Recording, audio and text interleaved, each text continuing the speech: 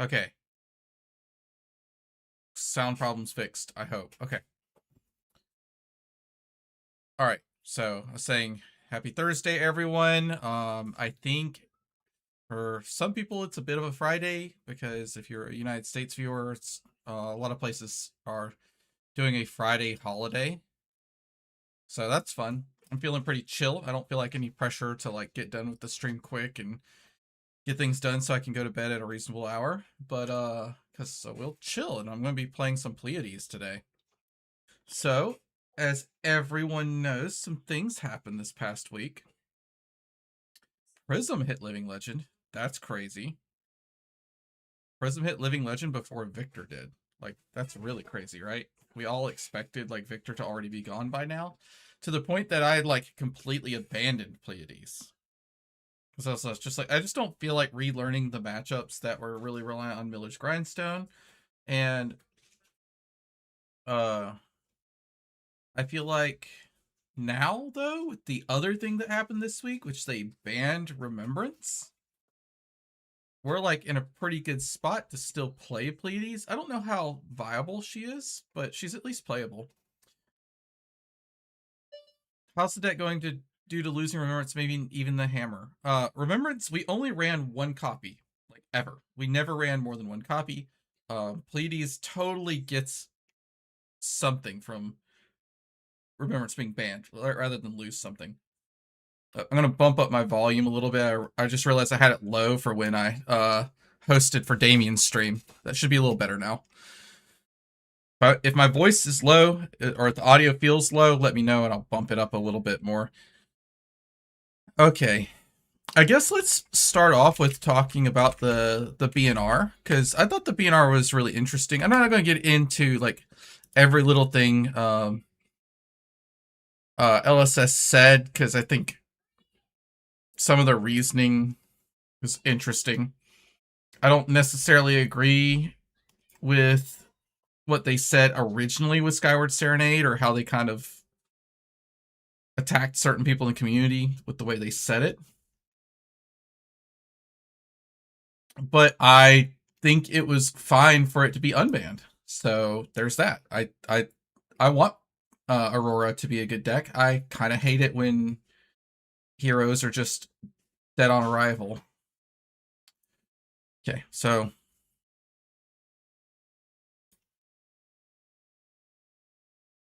yeah, my bad. I'm a dummy. It's because I had stuff all weird because Damien's stream, I think this Monday, I hosted it for him, or was it the Monday previous? Anyway, on one of his streams, I hosted for him because his computer was messed up, and so it was all weird. All right. These are some interesting unbans. Blue electromagnetic somersault. Here we can zoom in a little bit. Blue electromagnetic somersault is a interesting choice. I would have just left this card dead, but I don't think it does anything huge. Ziggy can do some cute like block 2 cards, get 2 cards back, which I think I have like a fatigue-y, value-y focused Ziggy list that this card could go into. I don't know if I have enough attacks with 2 in the top right corner to make it worth it. No one else is really going to use this card, right? There's no version of Cilio that runs 2 cost attacks. This could be a target for mid-range Aurora, but I don't know why you would give up your blue, unless this is in your arsenal, to get back your 2 cost reds, because you're not running yellow 2 costs or blue 2 costs in Aurora. So I'm not 100% sure what this blue electromagnetic somersault is supposed to do, other than give Ziggy some cool options here and there. Skyward Serenade, this card should have never been banned. Like, I don't even know why they bothered banning it. It is a little bit overpowered, but it's not so crazy overpowered, especially since considering that they kind of bumped a bunch of other cards out of the lightning pool. It's fine. Talk a big game. Why unban now if it was a problem before? Because the heroes they banned it for are still here, which is like Lyeth and Pleiades. I guess they've seen how lukewarm any kind of aggressive Lyeth or aggressive Pleiades has been, and they're maybe trying to juice them a little bit. Will this do it? I don't know. My initial testing with this card, or watching Damien do testing with this card, it's been just a blue do nothing. I think one time he like made 5 might tokens in a game he was already grossly winning. So obviously there's some disgusting forks and things that you could do with Lyeth with this, but I don't know. It just seems so weird. I think maybe this could be really good in Rhinar, but Rhinar, pretty sure, is a bit of a dog right now. Serenade sure is a 0 for 4 most of the time, yeah, but there are some times where it's just like, whoa. There's some extra implied value with Skyward Serenade in that it costs you 2 cards out of deck to play. And if your deck is constructed in a way where you would love it for it to be 57 cards instead of 60, this card's kind of good, right? It's 2 Go Again triggers on Arc Lightning. Pretty good. Oh, there's another thing that I learned, that this card by itself turns on Douse and Runeblood. Hold up.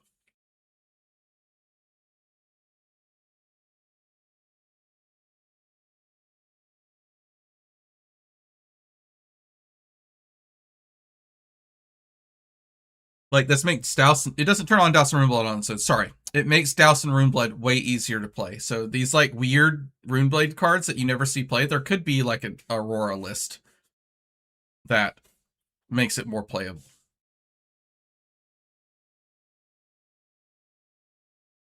Right? Because Skyward Serenade is a non-attack action that's also an attack. So it just gives you crazy good density. So there's a bunch of cards that have these interactions at Skyward Serenade. Like, there's another one. Also, it classically, it makes this card better. Skyward Serenade makes Face Purgatory way better, right? Because you just get a cleaner ratio inside of your deck for Face Purgatory to be more consistent. That's something that Aurora can struggle with, right? Because she's kind of a Cheerios deck. All right.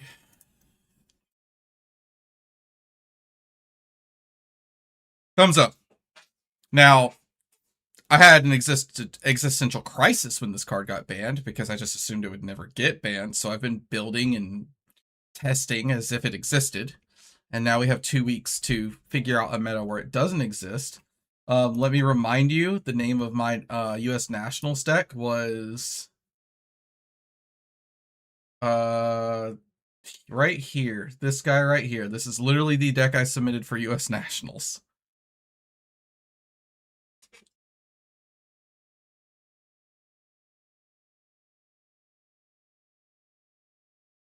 Okay. Then a bunch of words of why they did what they did, and so on. Here, let's jump down to the Remembrance. This is the only one I care about. We believe there is merit to removing this card from the format, and we're excited to see the creative deck building opportunities it opens up in its absence. On the other hand, if Remembrance being gone proves its necessity, we will consider bringing it back as long as doing so results in overall better gameplay experience. This says to me, restricted.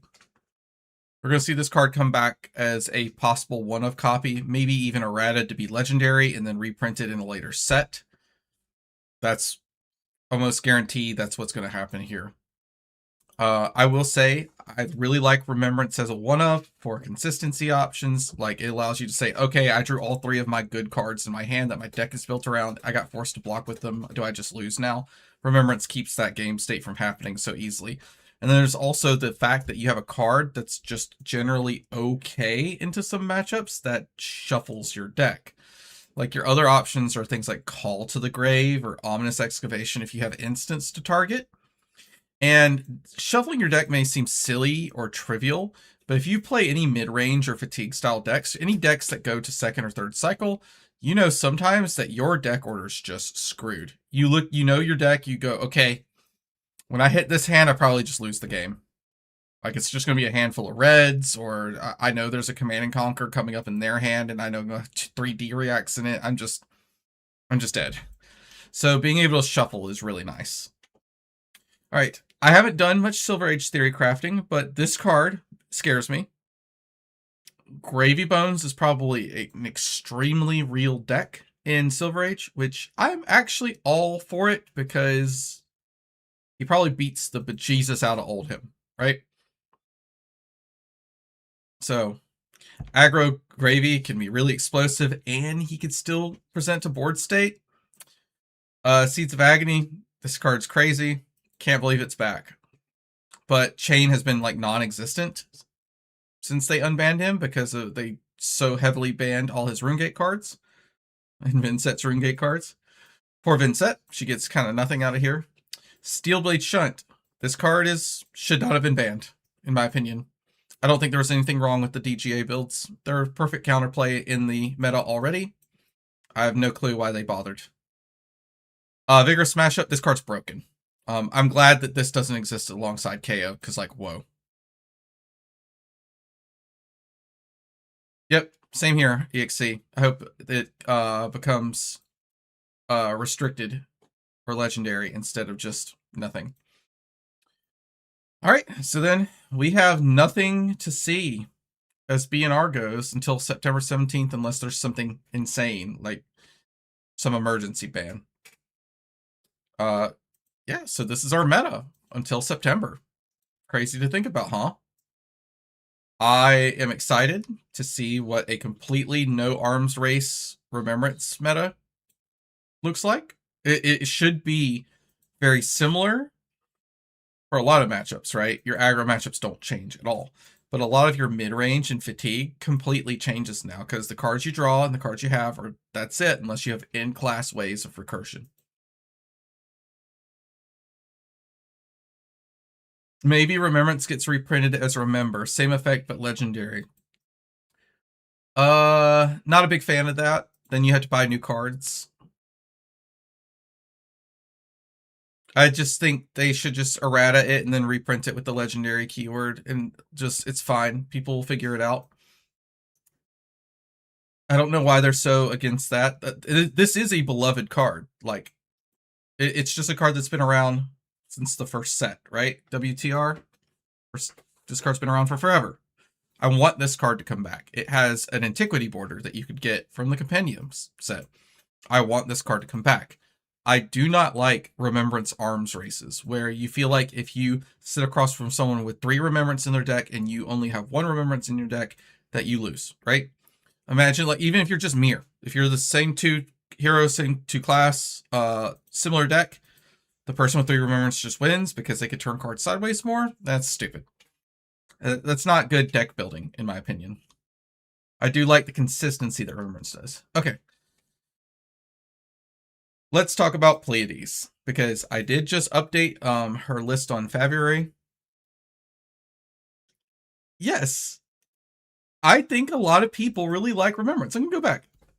People like this card. I like this card as a one-of. I like the consistency it brings. I do not like the fact that if a deck could run 4, they would probably run 4 to make the other people running 3 lose. I don't like the fact that if the deck could run 5, they would probably run 5 to make all the other people running 4 to lose. That is the unfun part of deck building that Remembrance presents. A one-of, good card, good consistency piece. It's yellow, it's a non-block, so it has downsides. But, okay. We don't have to talk about Remembrance. It's gone. We don't have to talk about it. It'll come back. I almost guarantee it will come back. And if it doesn't come back, almost every class will get some kind of interesting recursion, like Save the Thought, So Tomorrow, and so on. I've actually been testing a version of Pleiades with more Clash cards, Yellow Thunks, Clash of Might Blue, Daily Grind, etc. to bring another flavor to the Fatigue shell. I really dig it. Yep, curls mustache indeed. I think the biggest problem with doing like a really heavy Clash shell is that if you run into Arcane Acilio, you're going to get your face melted off. There's also some decks that just don't really care, but I don't think it's terrible. I'm going to show you where I think Pleiades is going. I've already dropped the deck list for our Metafy subscribers, so that's already there. I already dropped a non-buttons deck list for anyone who wants to get it. It's sitting somewhere in Discord, and I'll also drop it into the live deck list chat. I guess I could drop it here too. So let's see. Boop, boop, boop. Here we go.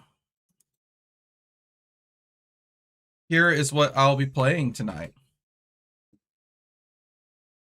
This deck needs testing. I am mostly borrowing off previous knowledge I have from other matchups and why cards are good and what they do and so on and so forth, but there's a lot of testing that needs to go in. There's just some things that are natural that might seem unnatural if you've never played the deck before, but if you've played Young Butter Pleiades a lot, you'll go, okay, that makes perfect sense. I get it.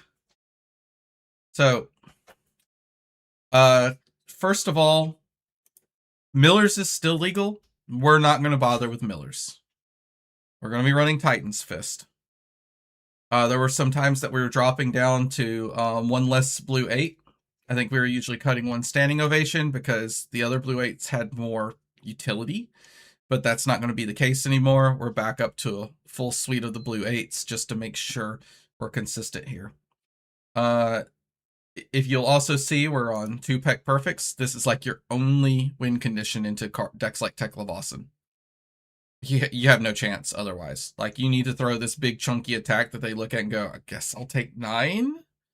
Because if you could put them where they have to block, then you could win. We're back on the sauce. No Hero Stands Alone is back in the deck. So No Hero Stands Alone, when we first started envisioning what we wanted Pleiades to be like, we were running like 2 or 3 of these in every version we iterated through. The card's insane. Except KO and sometimes Victor. This card was terrible into KO. If you ever hit it, it felt incredible. Like, you could win the game just from that value alone of like 1 No Hero Stands Alone proc. Felt really good. But into like normal games of KO, usually this made you lose. So it had to come out because KO was pretty much everywhere when we first started making this deck. And it was also our hardest matchup.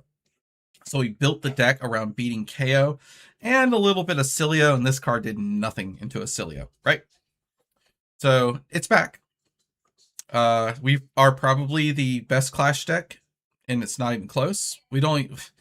Prism could arguably be better than us sometimes because she has a ton of 7s. She's not even around, so we don't even have many decks that even contest us in the meta right now. There's not going to be a lot of Guardians. You might see smatterings of Jarl and Betsy. Betsy's a pretty good Clash deck. Jarl's terrible.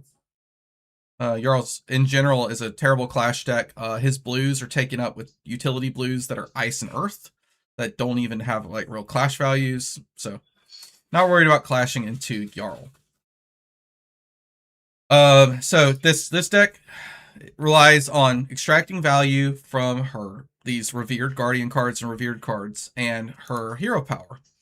So I've been a long time Cries of Encore hater, not because I thought it was a bad card, because I just thought it's a win more. It was unnecessary. Without Miller's Grindstone, we do want ways that we could kind of come back into the game.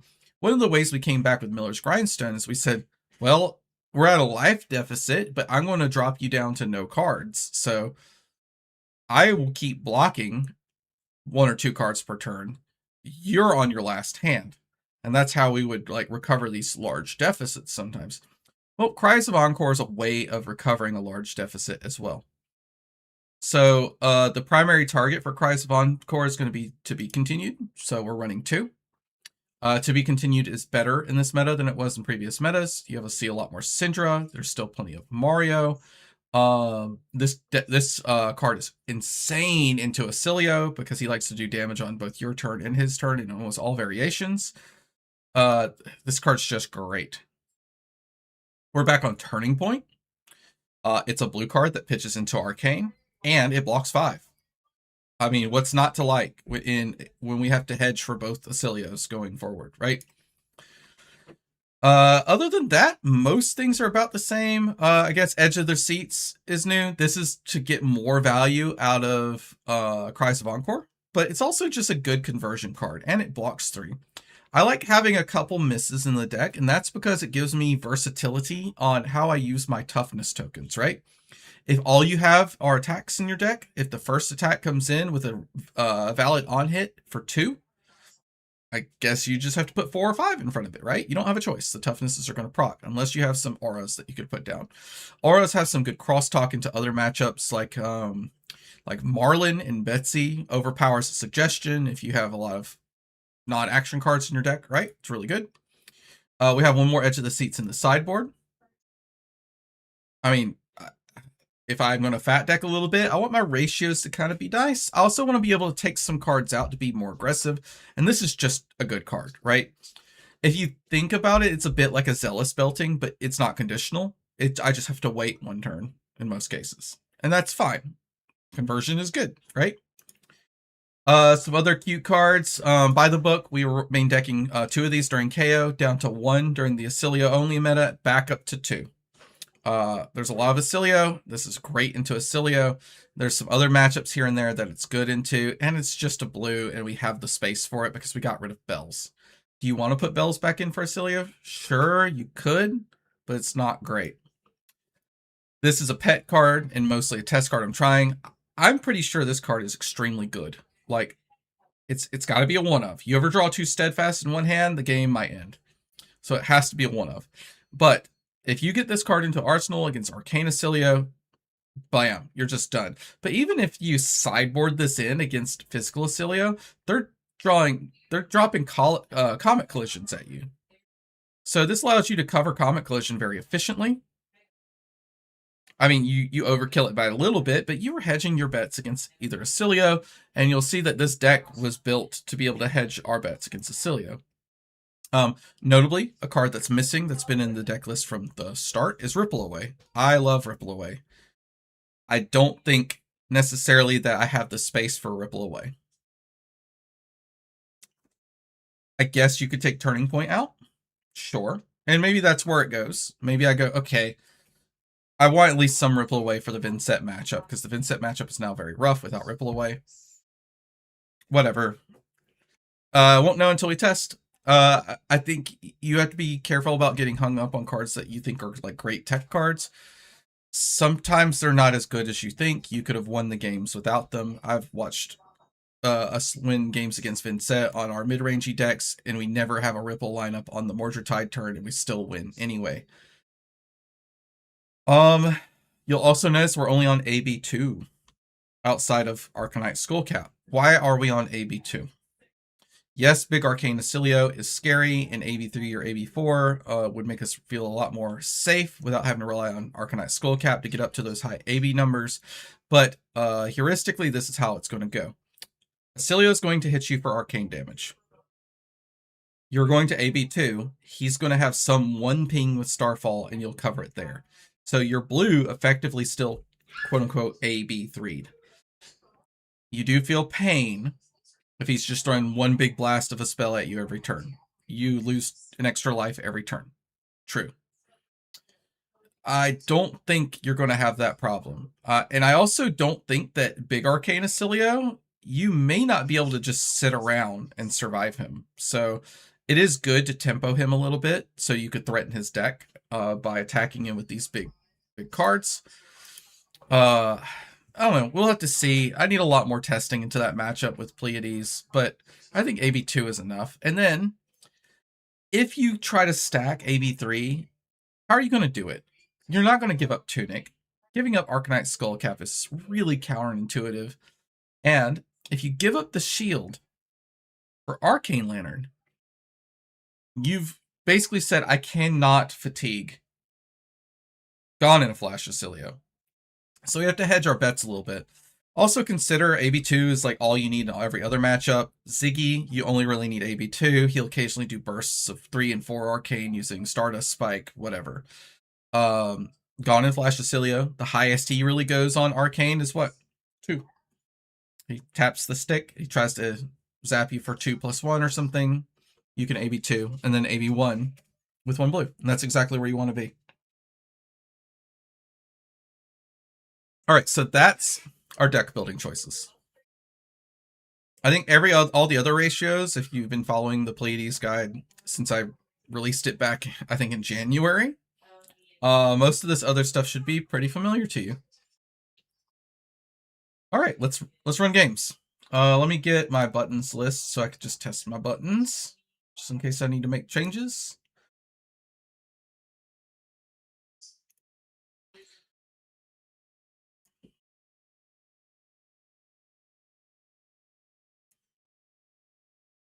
Prefer fast decks aggro. Well, that's not us.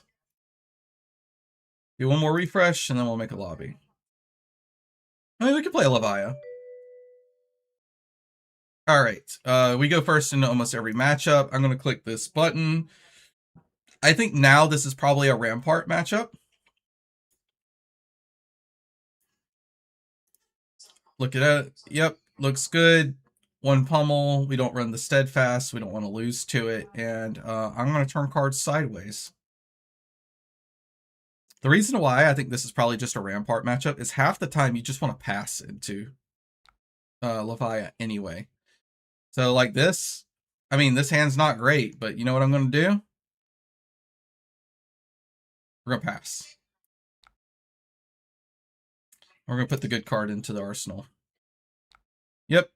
See, they don't have anything they could do. We're going to block with the tough smash up and the hostile encroachment, I think. Nope. We're going to block here, here, here.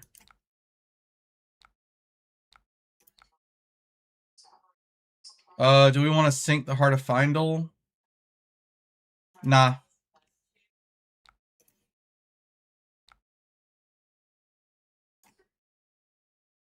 I'm going to make them pressure me first.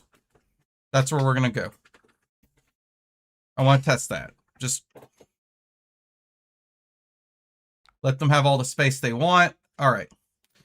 So now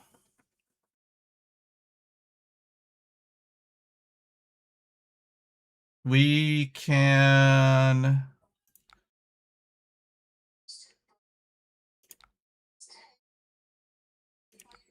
I think we just block here.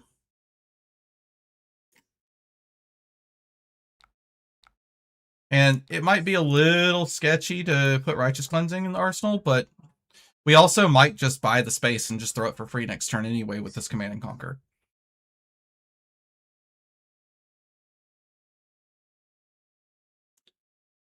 I am testing Rampart, Damien. You're a little slow if that's what you're jumping in. You just missed my claim. I think this is a matchup where you could just sit around and toss into Rampart.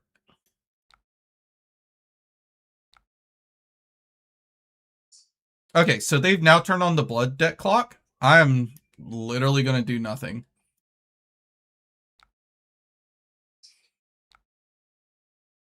Let's see. I think...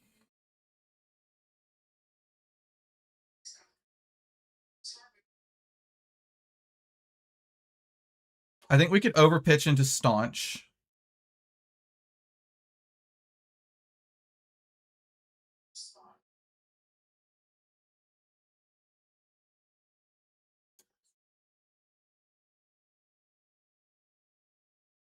And just keep a blue in our hand.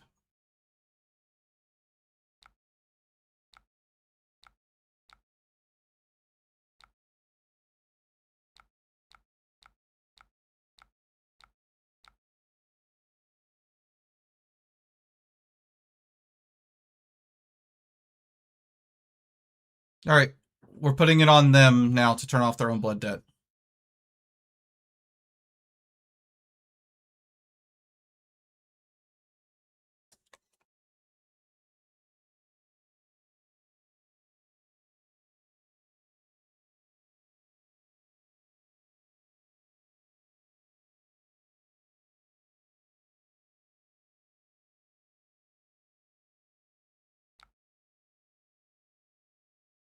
Okay.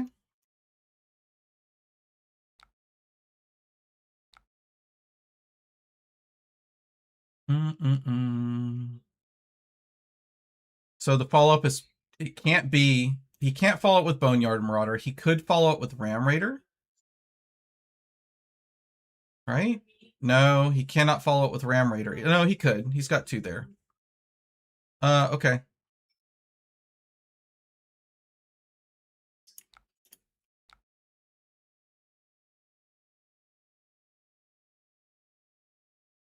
I don't think there's a way to not get bonked here. So it's whatever. Um,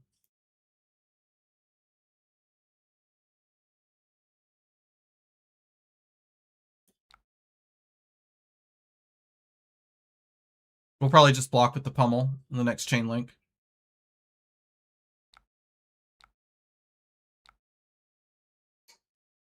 Do we want to sync Test of Iron Grip? Nah, they've got a Wild Ride coming up. We'll keep it.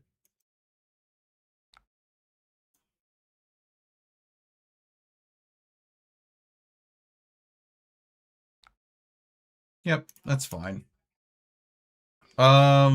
We can give up a block here.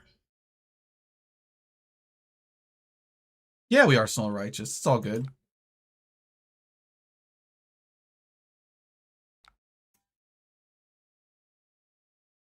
Listen, dude, let me have fun. It's fine. It will be fine. I'm going to sit around with this in Arsenal, and it will be fine. Okay. Sure.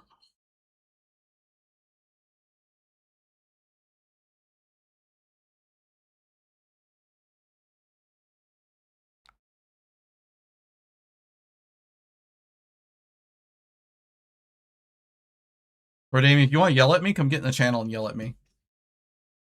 Unless I'm giving you a conniption.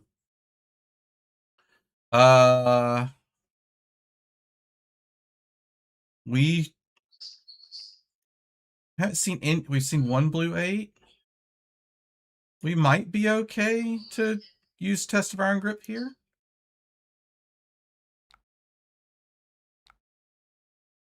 We have two checks.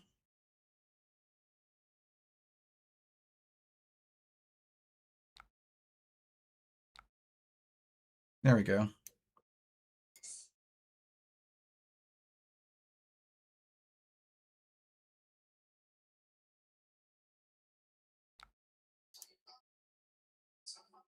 Toughness token for next turn.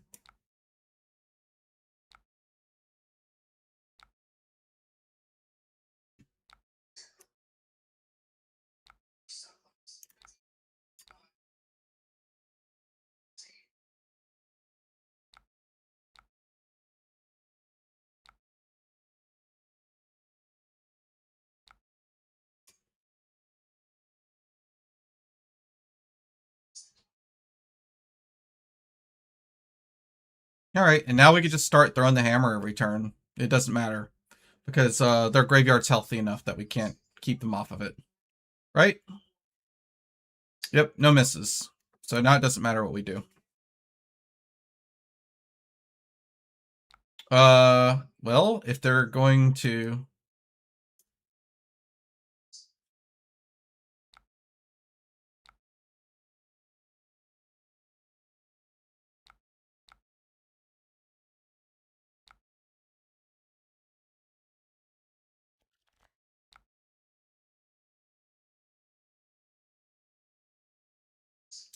If we don't lose the Test of Iron Grip, we can get the Righteous Cleansing out Arsenal. But we could also just pitch this to a later cycle, which I think we do because we get no benefit from it. So we just here.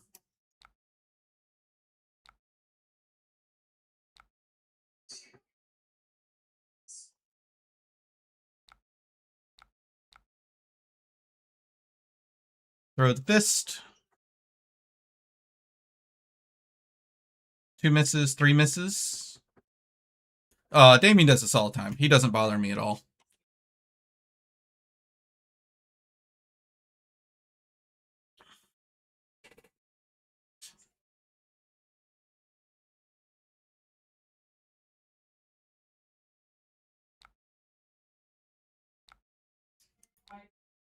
See, this is why... It's kind of why I just didn't want to do that, but whatever. Alright, this hand's kind of good.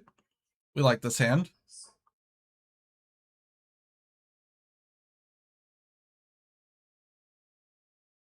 Yeah, I'm innocent. Alright. It's just big old 9.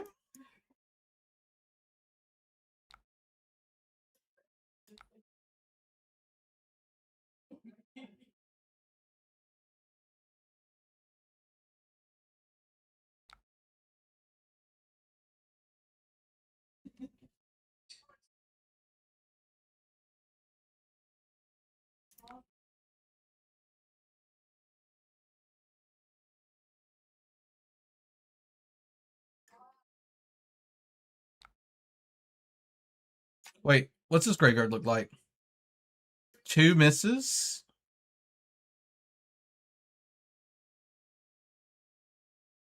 Okay, it doesn't change my play. It's whatever.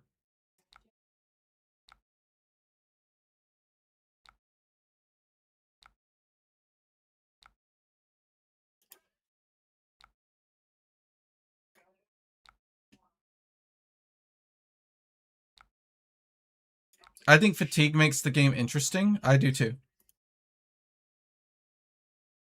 I think if the deck boils down to people just vomiting their 4-card hand at each other almost every turn, then I think the game gets kind of dull very quickly.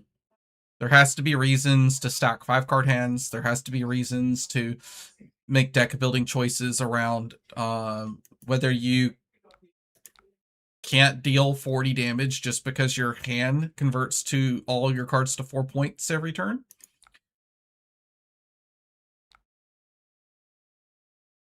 Okay.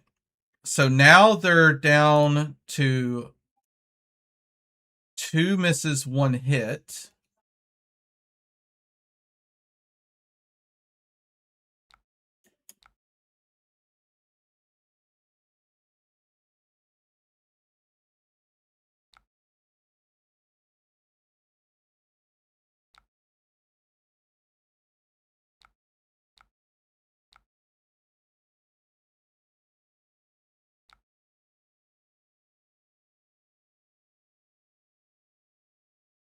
We'll put the Up on a Pedestal back into the deck.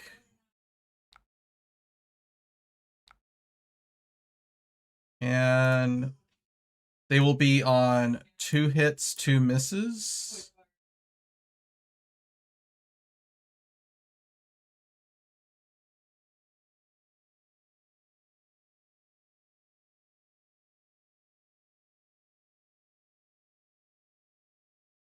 I kind of want to put the Turning Point back into my deck. But I don't want to swing, so I think I'm going to do this.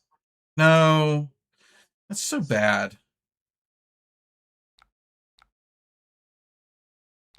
It's fine.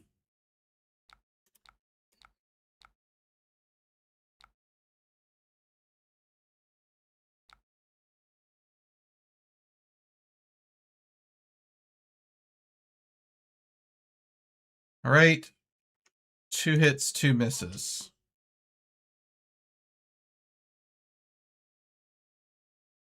They can't safely play Shadow Realm Horror. We haven't seen any of their red Dread Screamers, so but they could safely play that. All right, 3 misses.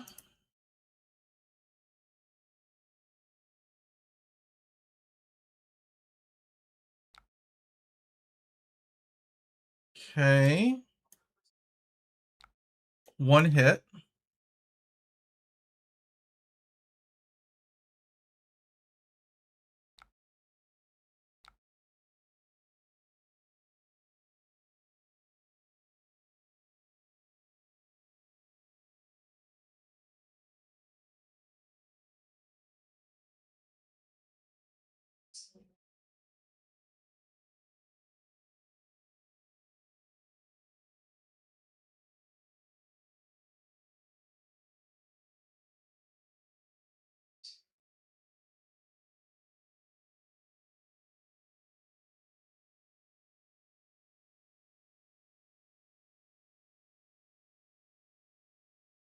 We have one test of Iron Grip we haven't seen.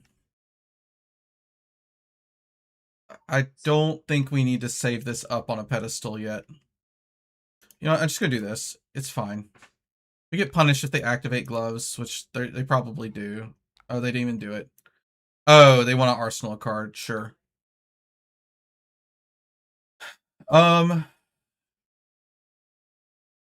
I think we cash in the shield and we go ahead and drop both of these and pass. Yep, that's what we're doing. We take a hit here. It's fine.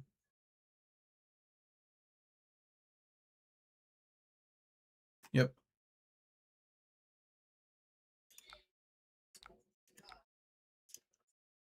So that's probably a Blood Rush Bellow that they're dropping.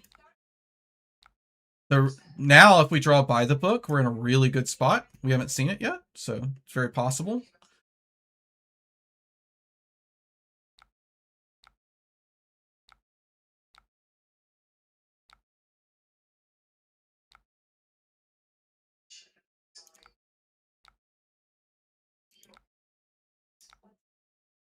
Yep. There you go.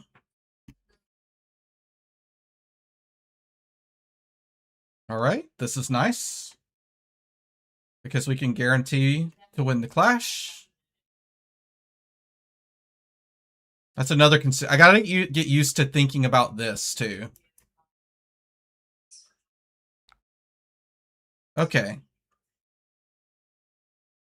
Their graveyard is getting really gross.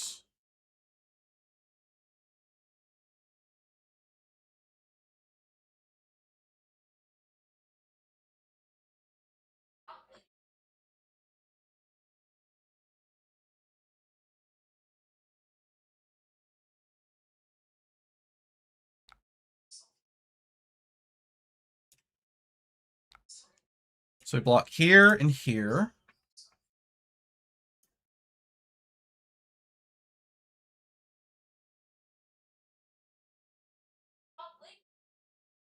Okay, and then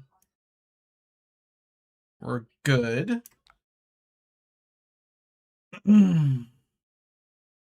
That's the order. We do this.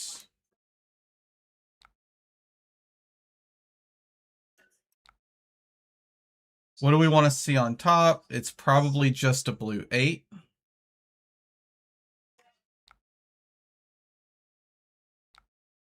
We do this. Resolve. Do we want to sink the Macho? They're going to have a D-React in their next hand, so I'm not going to swing into them no matter what. So yeah, we'll sink the Macho for now. And then resolve. Oh, ooh. I did that in the wrong order. Whatever. They're always lucky. Wait, what? Dude. This. Wait. God. How far back did it go? Sorry. Throw the attack again. I'm dumb. Okay. Here. Block. Submit. Click the Pleiades. Move the counter off.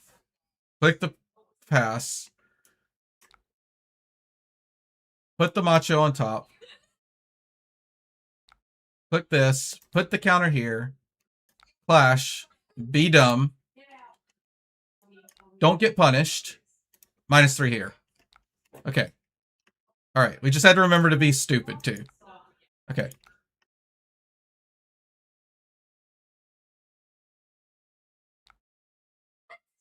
All right. So that's a righteous cleansing on top. Bro, I actually don't care. I'm just gonna throw the hammer. He could block with the D-React if he wants. It's fine. We'll be on Tunic counter next.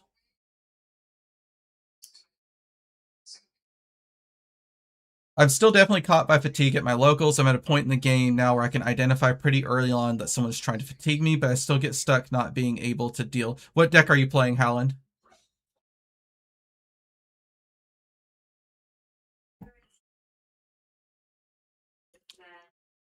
Like, if they block with the D-React here, it doesn't further their game plan at all of making their discard pile not suck. Okay, so they didn't even bother blocking with the D-React.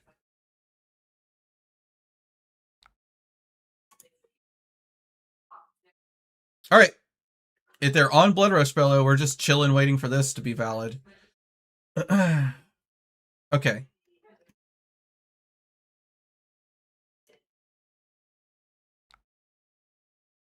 So they're going to pitch this D-React away. They're going to have one floating, so we're incentivized to do the shield.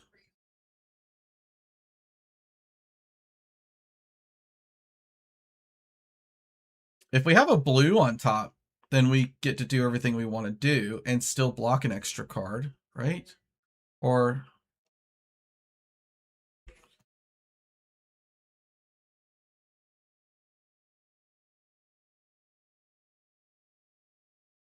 the staunch response is annoying. I think I'm just going to use it anyway.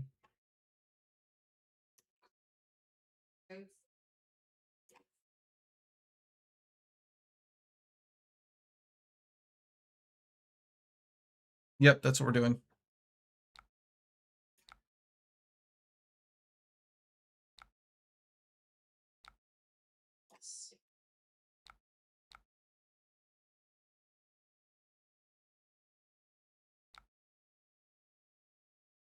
All right, they didn't bother with the gloves. Could they have done it? They couldn't do the gloves anyway.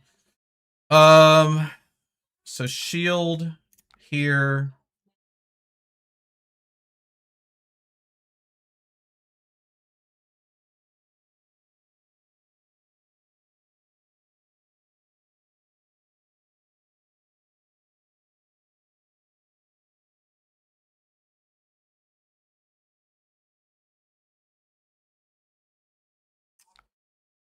Boop, boop.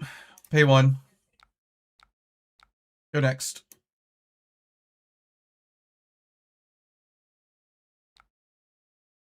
Let's see if we get a blue with tie roll. Because I want to get this card out of my arsenal. I didn't high roll. I kind of high rolled. Whatever.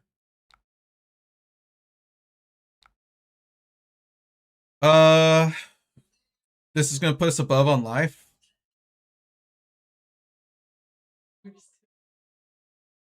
I'm just going to drop it. We have a second one.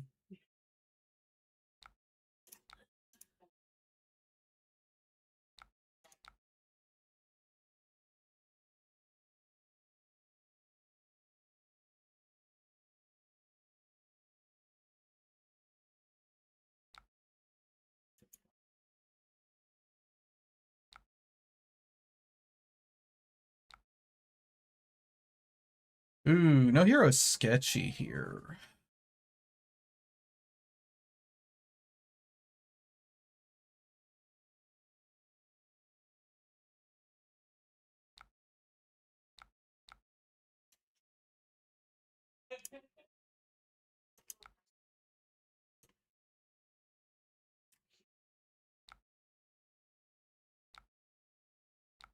We have a lot of misses.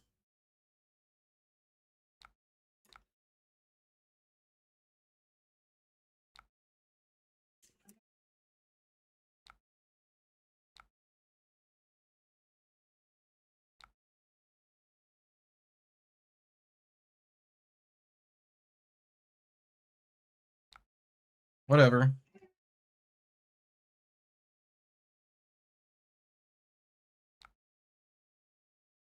Yeah, we missed it. It blocked 0. Unfortunate.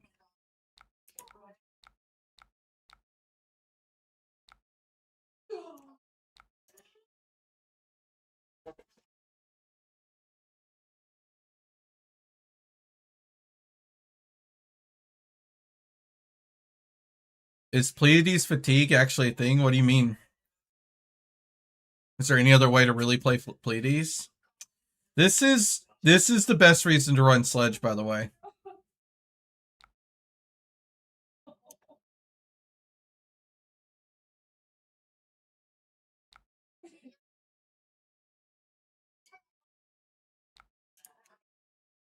Their graveyard is completely done for.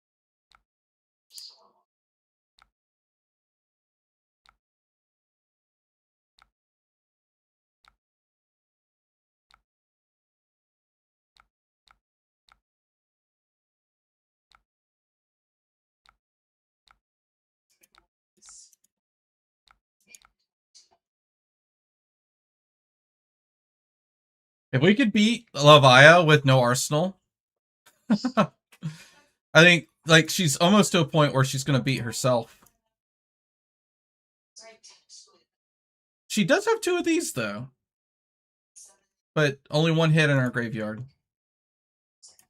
All right, we're banishing out of our own hand. What are we doing?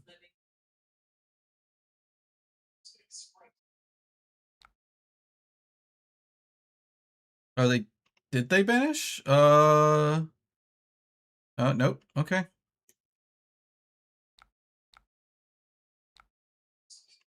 Well, we'll keep our blue 8. It's fine with me.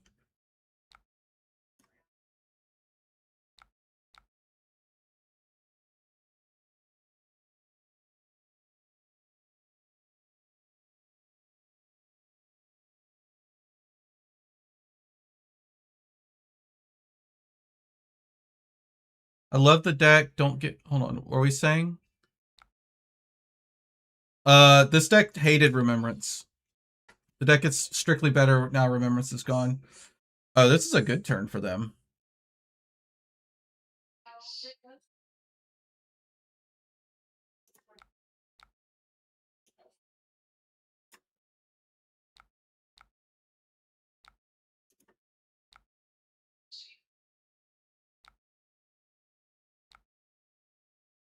Yep, that was a good turn.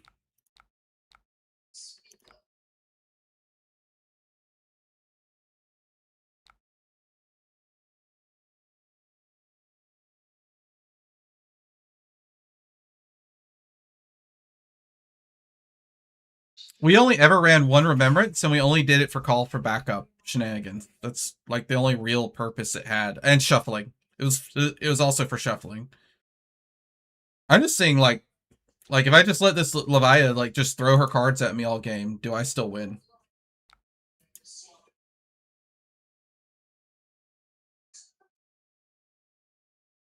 Bro, if they draw 2 blues and a good card though, ugh, it's getting. It actually is a little spooky.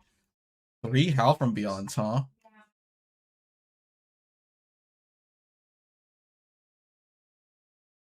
Well, there's the 1 blue.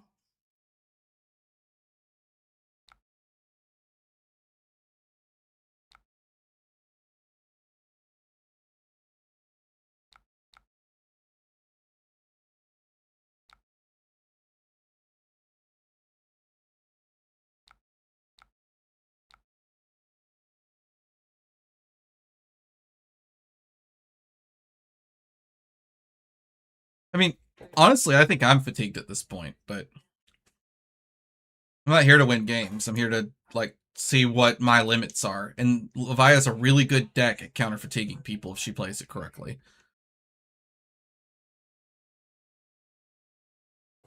Can she hold it together and not send herself straight to 13 and then instantly empty her deck out? Because at this point, she'll get 1 turn after she flips over. All right, that's it. That's what we're doing.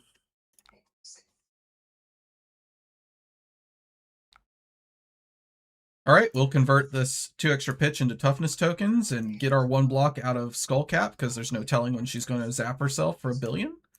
And we'll continue seeing if we could win the game without an arsenal. Well, we know that these are useless because we haven't seen a Blood Rush Bellow the entire game, so they don't exist, which is weird considering she's on Wild Ride. All right, we're breaking the helmet.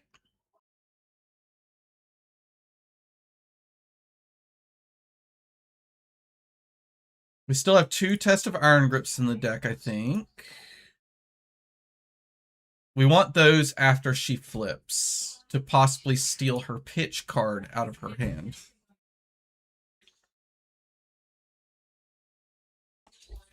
All right, Endless Maul. They have only 2 misses, so their graveyard's pretty clean. 3 misses, so technically scary now. Okay, so they're just throwing the Endless Maul then. Yeah, sure. All right, how big is this boy coming in for? 16, huh? So we go here, here, and yeah, them's the blocks.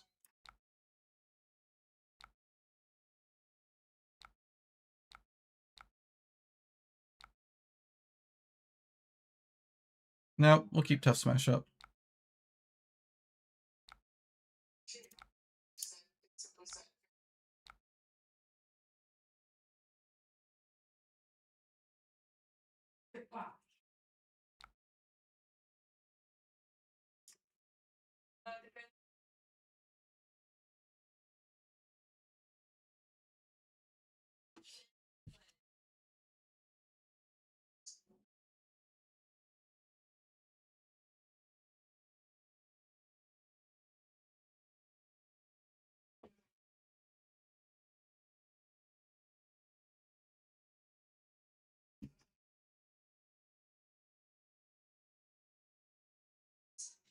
What's up? Just got here. This don't look like a Cilia. We're back to my original love. Playing against my original love. All right. Ooh, that's actually kind of good. All right, so I think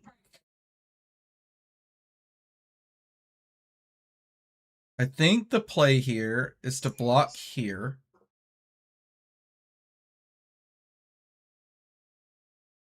Actually, no, that's not the play. It's just to block here.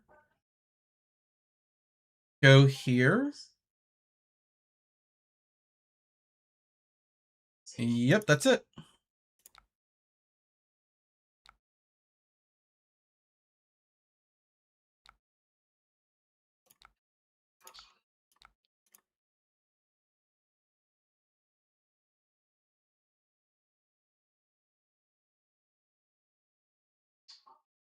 Oh, looky there. Aggressive Encore. It's too bad that it still has Husk.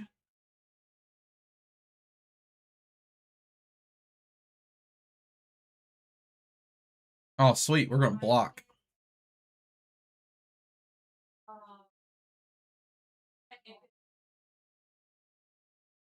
The 3 Howl is kind of crazy, though. Like, he's, like, going, like, really, really tall.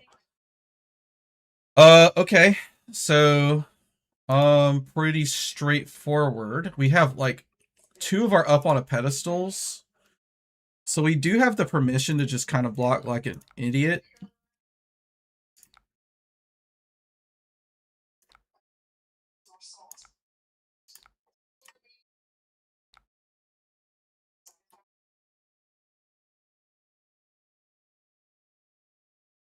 Maybe I should have used the boots there. That could have been a mistake. Did we block with both our no heroes? Yep. Yeah, we should have used boots there. That was a mistake.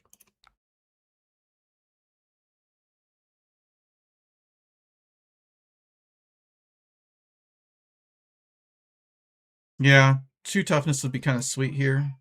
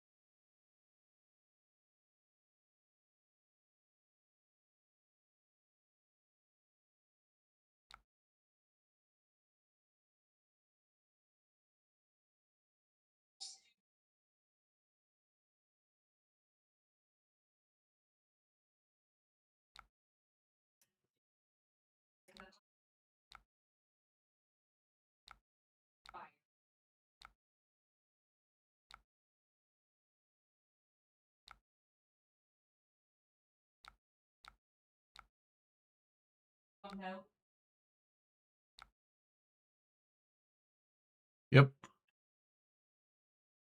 Whoa.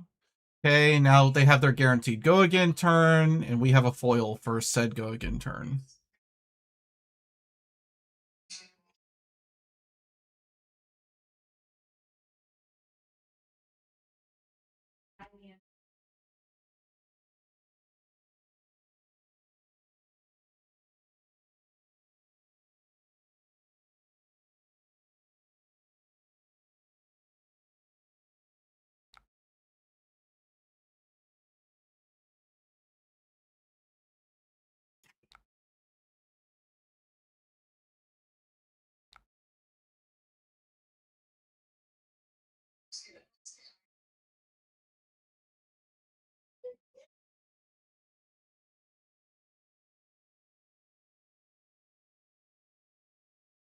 Am I giving a 3-block here, or am I activating shield? I think I'm activating shield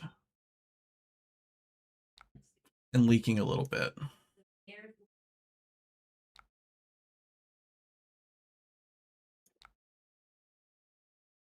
We'll go ahead and do this.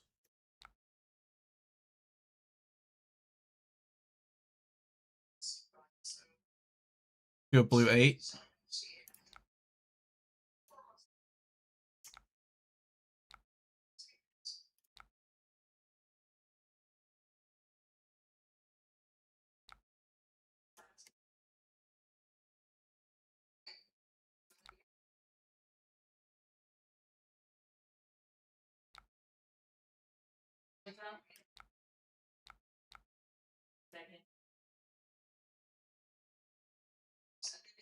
We played both of our Oasis Respites. Yep. Okay.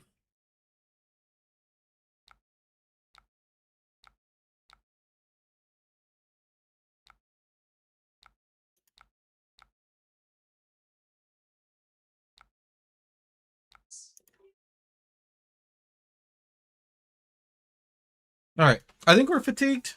I think this is really interesting, though. Like, if I didn't use this arsenal like this, it's totally different, right? But I think this is cool to just sit here and see what the Leviathan can do. Okay, they actually hit. That's terrifying. Ooh.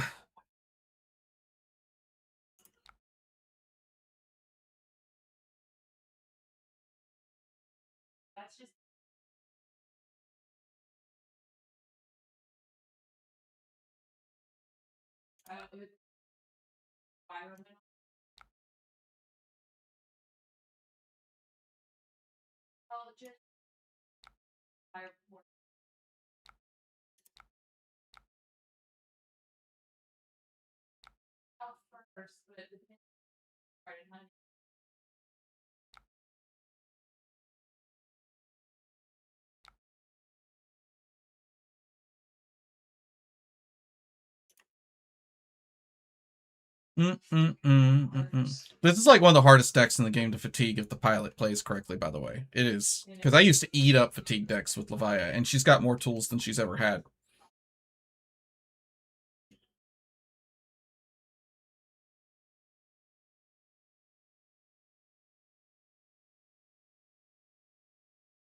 Oh, wait. I forgot to block with the shield? Oh, no, they just did it anyway. Oh, okay.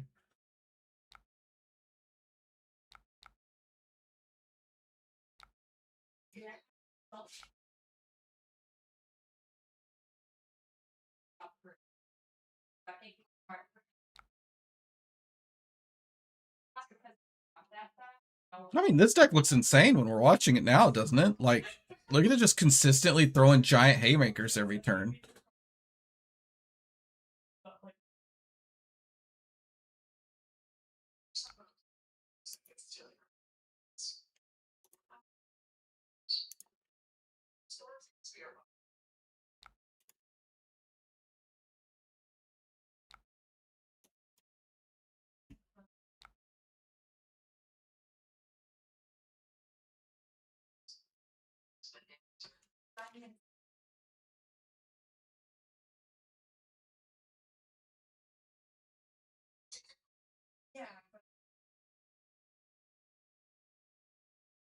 Like, I don't think there's any way for me to even possibly win here. I think when they flip over to consumed, I'm just dead on the spot. Um,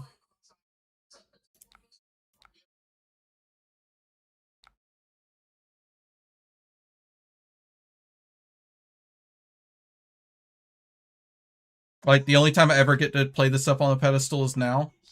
Yep.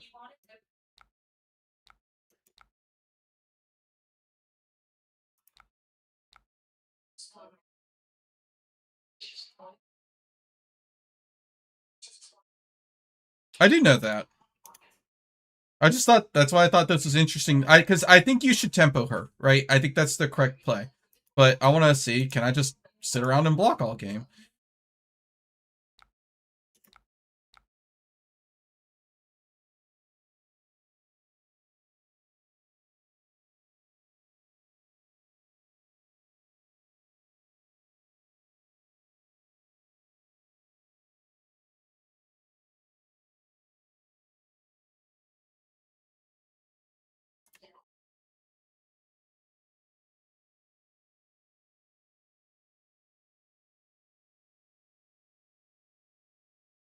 So in order for them to get these in their banish so that they can play them one more time for the flip, they have to banish. Yeah. This is strictly a tempo matchup. This is not the correct way to ever win this matchup, even remotely consistently.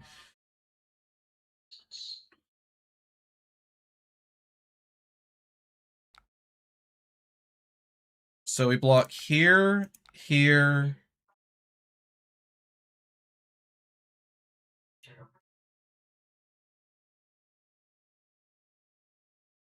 here.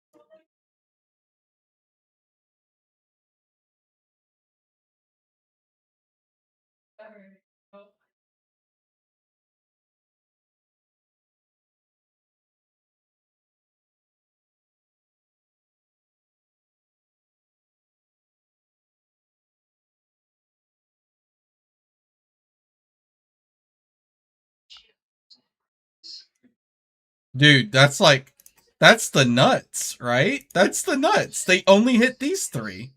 Bro, come on. That's so awesome. Yeah.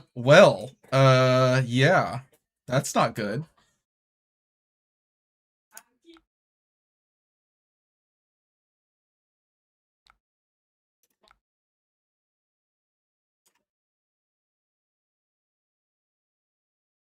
Oh man, come on. So I have 3 cards left in deck.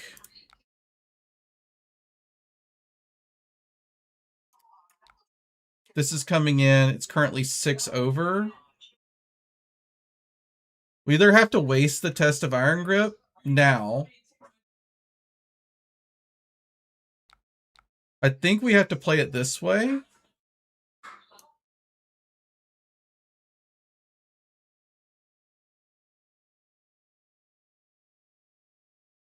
Yep. And then we're just dead. It's whatever, but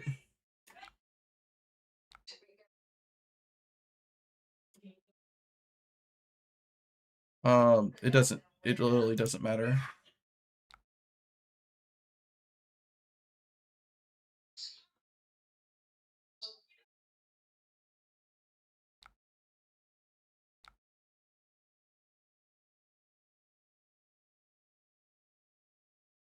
They just give us Husk. Yep.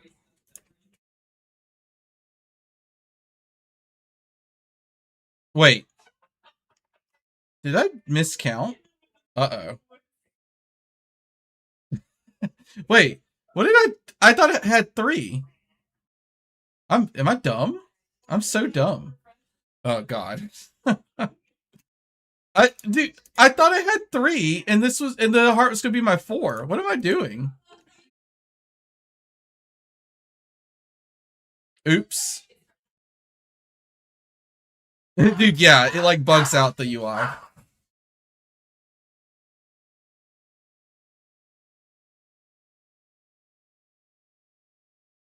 Yeah, because now they just throw something huge. Yeah, yeah. The, what did I do wrong? Oh, I'm tired. I took a nap before I streamed. I wasn't counting the card in my own hand. I was supposed to just pitch anything else. Okay, whatever. You got it. I was supposed to pitch the 8 and then pitch the heart into the hammer for the life gain. I just had it backwards. So even if we do that, we get to cover this. Wait.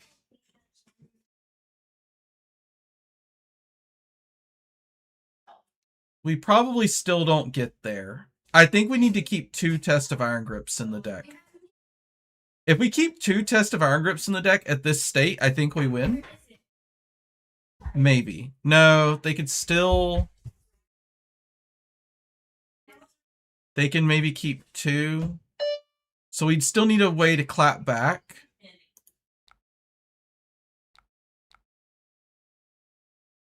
And we don't have that. So...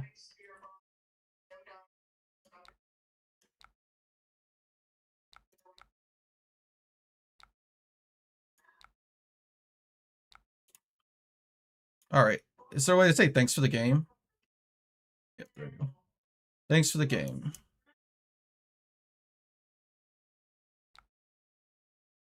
Oh, I do win the Clash. That's true. I forgot that they were deckless. But it was still stupid as hell for me to get that backwards. It's really stupid. Okay. By the way, that Leviathan deck was really cool. I know that they don't always like run on full cylinders like that, but that was like sweet. It like, dude, he never missed, and when he finally did miss, he missed in the most glorious way, right? Like only hitting Howl from Beyond right before you do your flip is like, that is so cool. Let's see. My Nats is tomorrow, and I'm scared, especially draft. How's everyone? Havana. The approach I take whenever I'm starting to feel nervous about Flesh and Blood event is I just know that I'm going to play good games, and if my opponent beats the absolute bejesus out of me, they were having fun playing a card game, even if I wasn't having the most fun. So then I just try to reflect what they're feeling, and if I reflect what they're feeling, I just have a great time no matter what. Like, that's the best way to approach it. It gets rid of all your nerves. You end up having a good time. You make more friends. Like, that is the best way to approach it. I actually have a harder time having fun at games where I'm just beating my opponent's ass than I do getting my own ass beat, which is really strange. But because I shifted that like way of reflecting the emotions of the game, like it just works for me. It works super well. Like my first time on camera, top 8, Majin Bay, I was making tons of mistakes because I was nervous, but I never felt bad. I never like kicked myself or anything. I just had a great time the entire game. I was just nervous because I was on camera. So yeah, don't put expectations on yourself. And always remember, if you're getting high rolled, if you're getting just absolutely flattened, your opponent's having a great time. And if you can reflect that, you will both have a good time because they built their deck to do that, right? Like, if Dash IO kills you on turn 3, they built their deck to kill you on turn 3. They had a good time. You just have to go with it. It is what it is. Ooh, let's do this. All right. So what did we learn? We learned we probably tempo and run Sledge into Leviathan. I'm going to update the buttons to reflect that. Click the Syndra. Oop, check it out.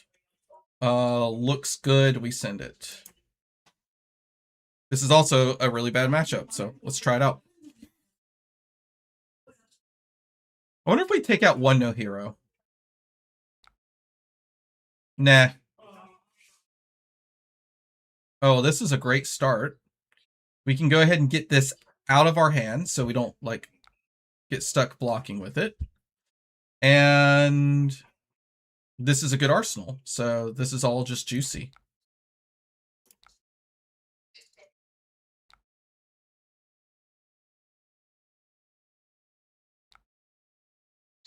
I get that feel. I feel awful if I'm just pub stomping someone. Right, I want my opponent. Ooh, that is a interesting block choice. Maybe they had two. All right, we have two TBCs in our deck now, and we also have Cries of Encore. So I feel pretty good about arsenaling this early and wasting one if it helps us cover a breakpoint or some silly shenanigans with daggers.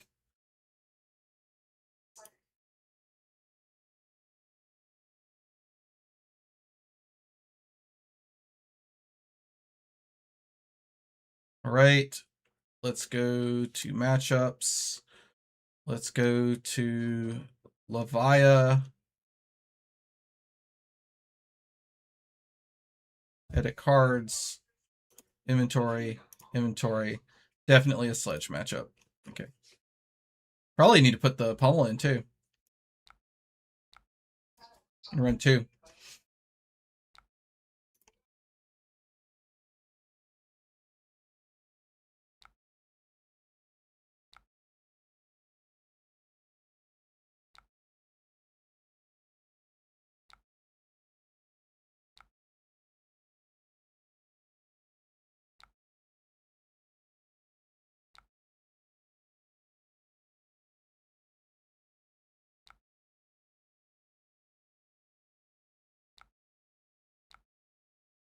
All right, nice. We also know that they have a 1 for 5 in their hand. That's actually huge knowledge.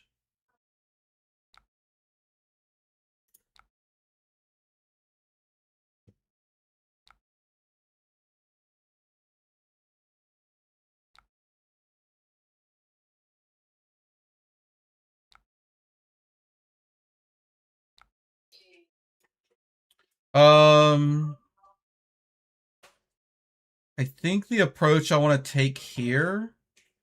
What was the top card of our deck? It was a Righteous Cleansing. I think I'm okay giving that up because we get an extra counter onto TBC by playing this out.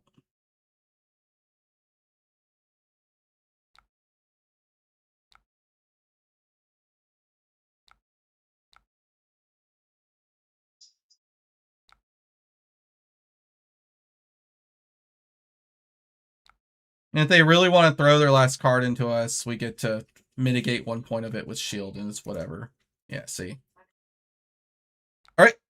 Now we get TBC out for an extra turn.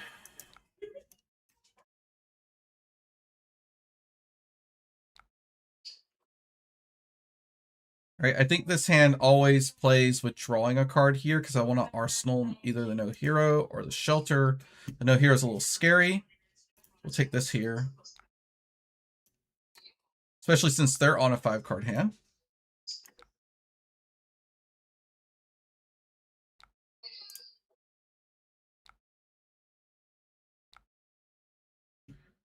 Um,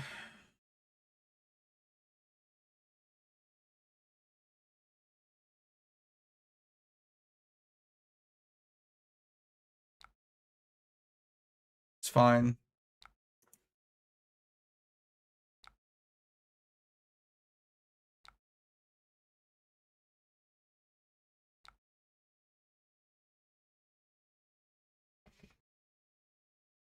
We know they're throwing a 1 for 5 at us. So I think we want to like try to high roll.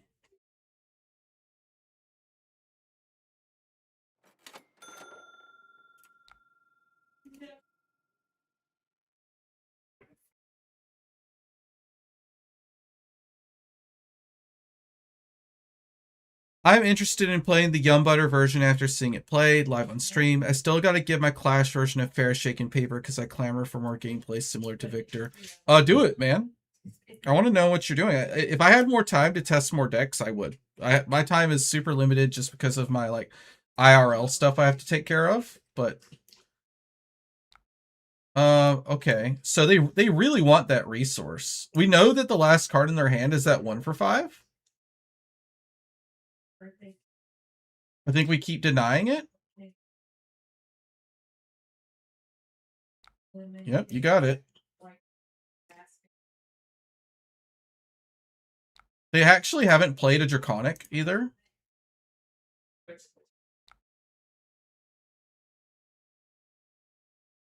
Okay, so it's Lava Burst. All right, that's fair. So what we're going to do here is probably just block like this.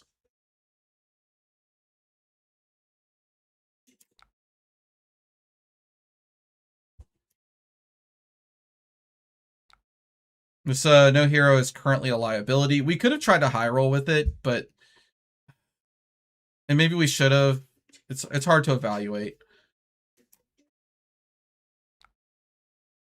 But not having something to pair with it to check the top of the deck makes it kind of spooky. Maybe you shouldn't have the no heroes. We would have won it. Should have went for it. Never lucky.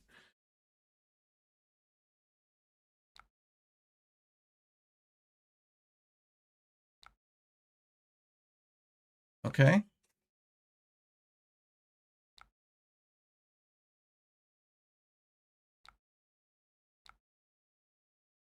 All right. Nope. We don't want to sink. This is perfect.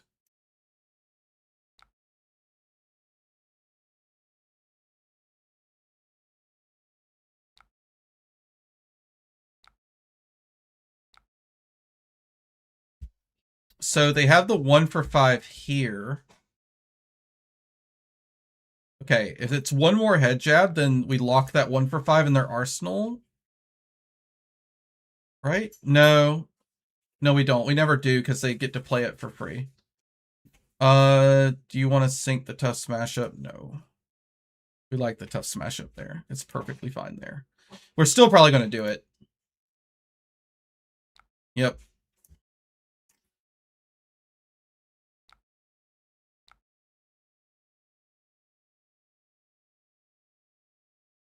This could be their other arsenal or who knows, whatever. Yeah. Sure. We stole a 0 for 4 from them. They thought they were going super duper wide this turn and now they're not. Mm-hmm. Mm-hmm.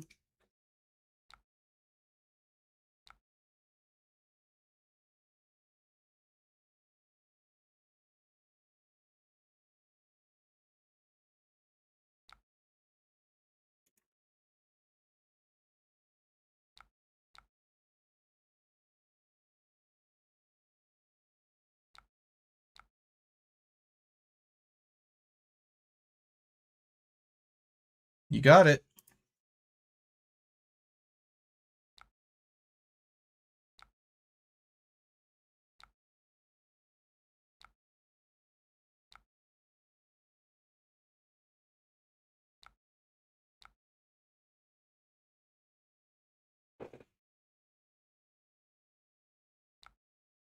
Okay.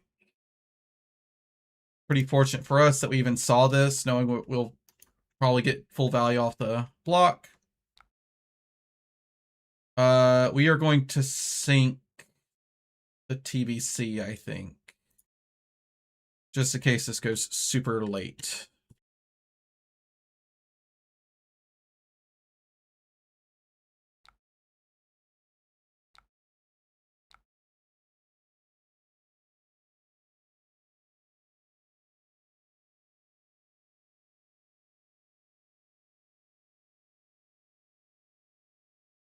Where are our Command and Conquers? I'd love to see a Command and Conquer.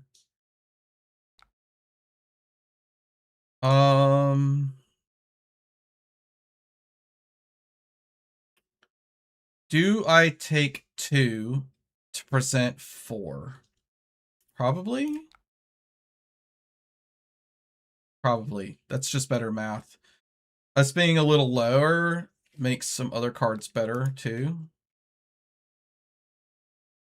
What makes this matchup so bad for you? Well, their loop is very good. They leak a lot of damage over time. My only counterplay to really anything they do is to hit them with a Command and Conquer.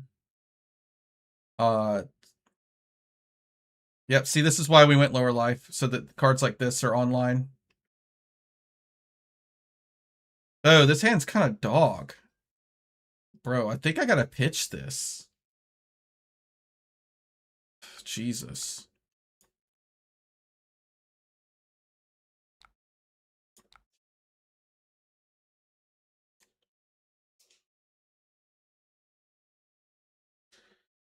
Okay. Opening with a dagger, huh? Usually we'd want to shield that, but because we are stuck with an Oasis Respite in hand,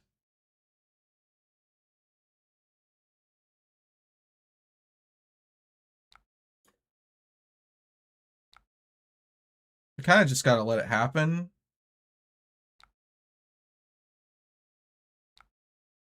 Yeah. Yep. We take our chip on daggers. I would like to ask, as a team, right, what is your role in the team or anyone in the team, and how'd you get to join your team? So, I bugged the team owner for forever to join this team just because I wanted to hang out with Damien and play card games with Damien is the person I'm playing card games with. And I was already doing that anyway. But my main role in the team is the writer. I'm a decent player. I'm good enough to compete. So, and I like to write. And so a lot of the written content that you're seeing coming out, I think a lot of it is me and Josh. So all of the Metafy is currently me. Oh, oops, I got distracted. All right, well, that was supposed to be some additional block there. Oopsie. Or I was supposed to use the Oasis Respite. It is okay. Yeah? Okay, I was probably never stopping the mask anyway, unless I really over-invested.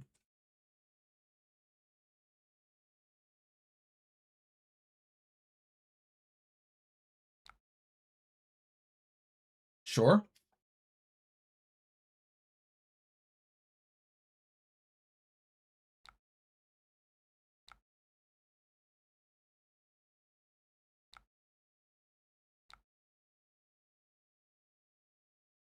So each team member has a role. No, it's a bit more casual than that with the card guys.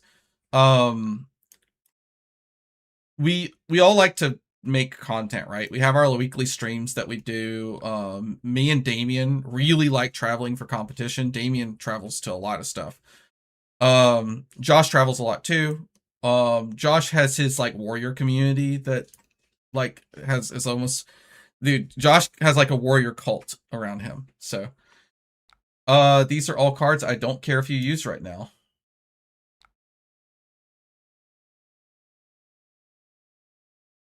Yep, I will take 2, and we'll see what you do on the next attack.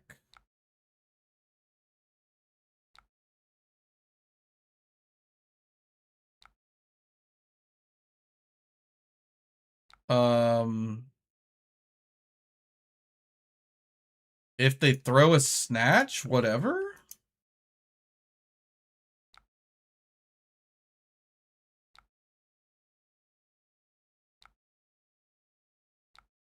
You got it.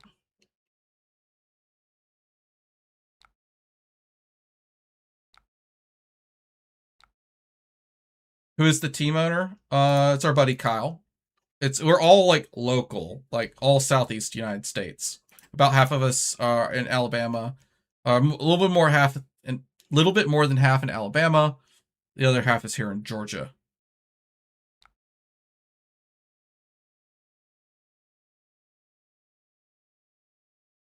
Yucky.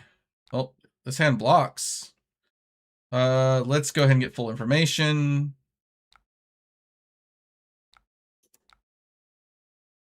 Bro, can I just have a smidgen of blue? I really want to arsenal this. This is how we like pivot and actually start dealing some better damage. They're looking for their daggers, so their hand is partly non-functional. If we're left with a single card in hand, other than this, I want it to be this. So we'll block with this.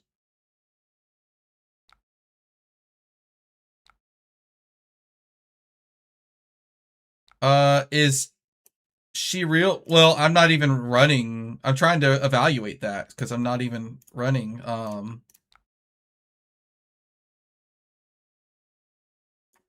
not even running Millers. We're running Titans.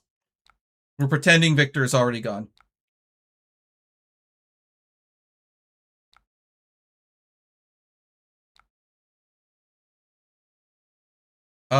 Do I take 3 here to arsenal a command and conquer?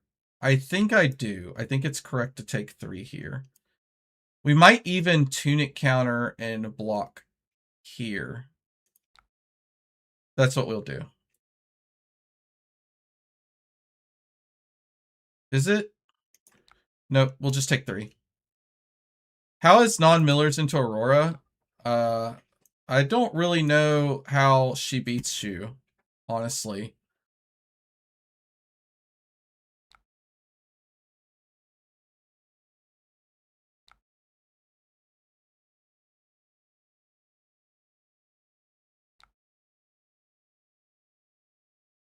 Yeah, whatever.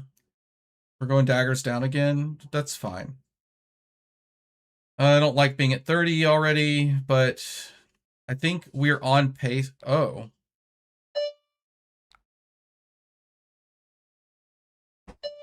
Okay, now it's a different story. I thought maybe we were going to get an arsenal and they would chain arsenals together, but now I'm just going to block 4.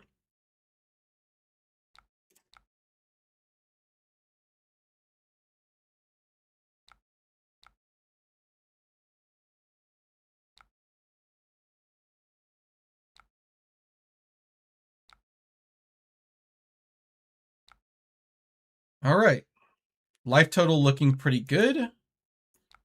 I like arsenaling a card here just in case they're on breaking point. I love baiting breaking point. It's a bit, the card is a bit under rate.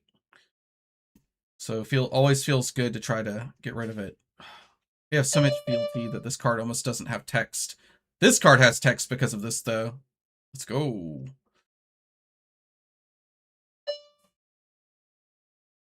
This could be a possible arsenal target. So we could try to get a toughness token to go with it and cover a 4 block. Oh, they bricked. Now I'm very sad, very, very sad that I didn't just, damn it, that I didn't just keep the command and conquer. Okay. So the correct play here is probably block.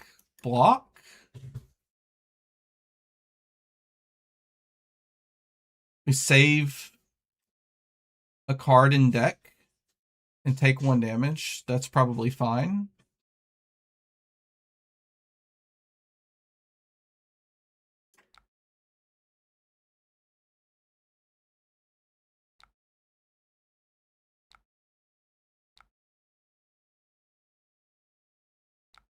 Maybe we get to blow up a fealty. We did. Sweet. It usually won't come up, but it could. Yep. As expected, when you give up all your daggers, you kind of just have to take a turn off. And they're going to flick 1 anyway. Whatever.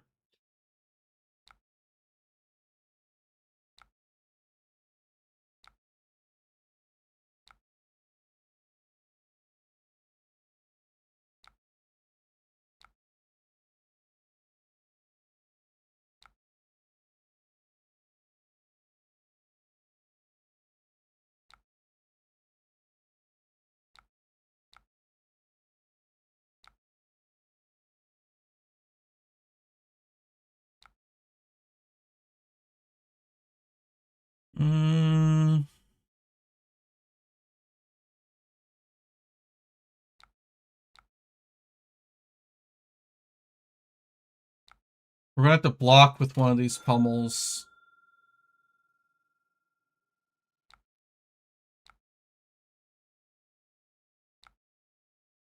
Okay, we do win. We blow up another fealty. Blowing up these fealties can be worth it in the long run. Like,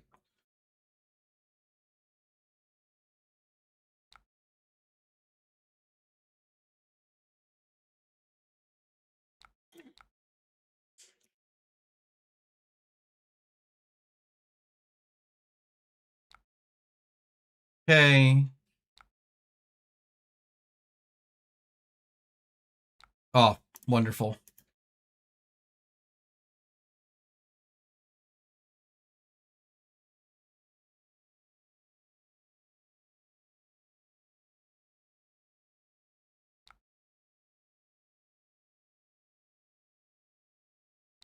Perfect.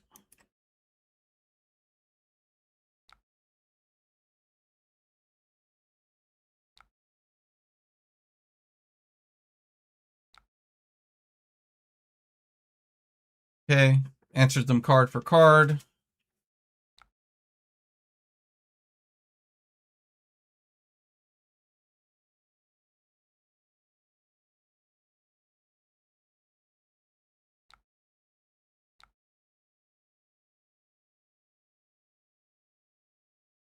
Hmm.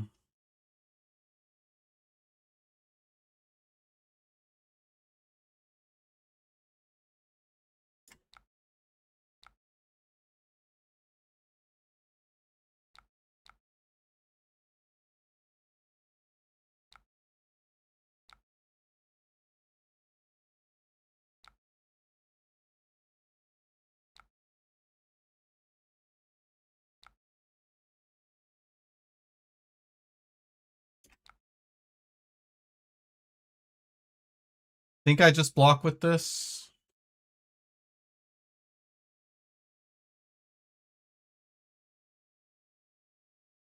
Because I'm going to try to rip the last card out of their hand.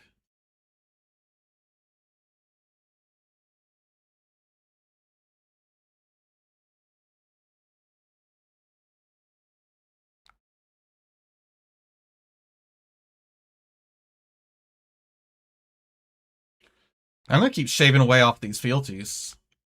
So let's get Clash of Bravado back. It's kind of lit.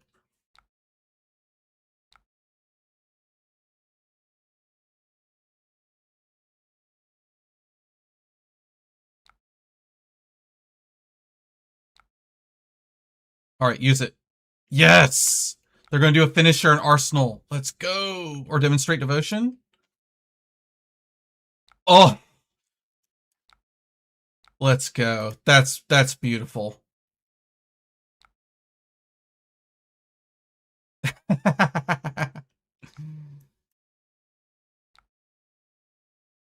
Perfect.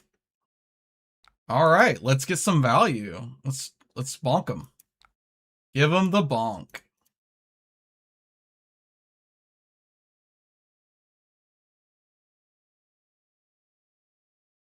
Let's see. They have possibly one more Oath of Loyalty. They possibly have the what is it called? Art of the Dragon Blood. So we shave off all of these fealty tokens. Like, this could be rough. They could have a bunch of dead cards that they have to deal with. Yep.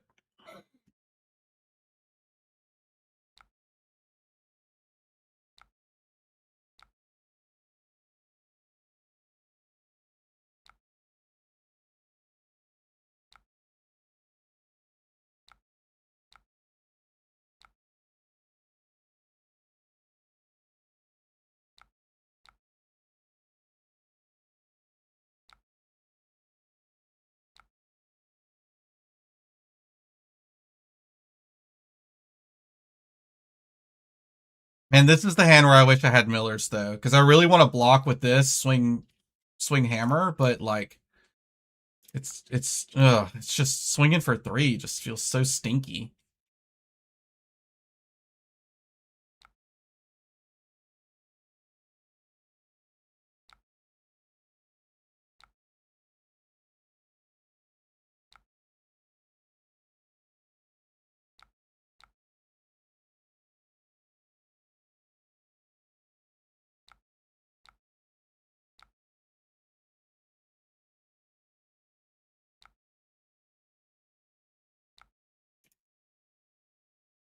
Finisher? Oh, okay. We're gonna Arsenal the up. We're gonna blow up this last fealty guaranteed.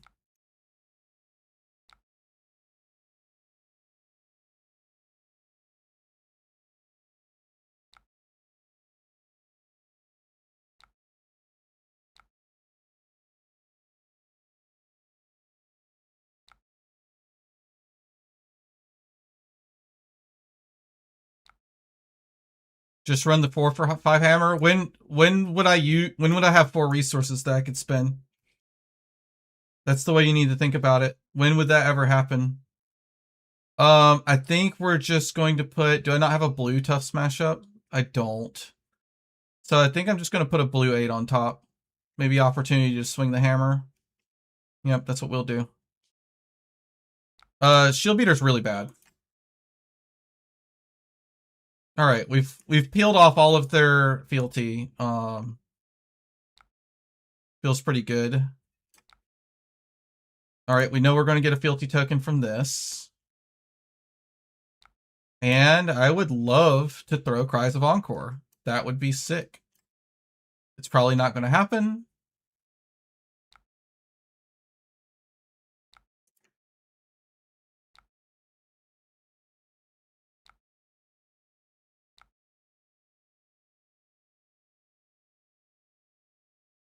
All right, I have to block like this if I want to be able to have an opportunity to swing Titan's Fist.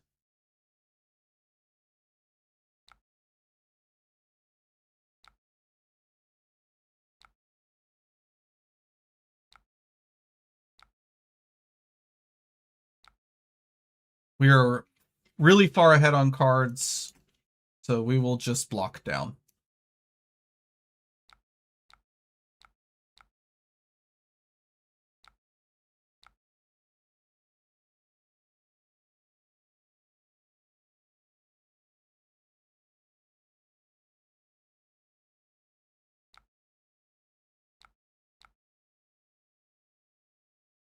Okay, we really want to get this Command and Conquer in Arsenal.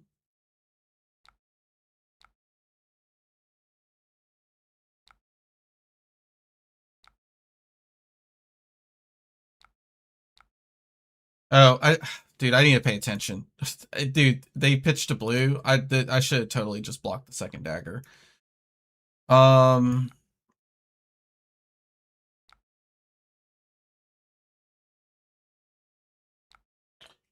I'm just gonna give him the Thunderquake. It's fine. Yep.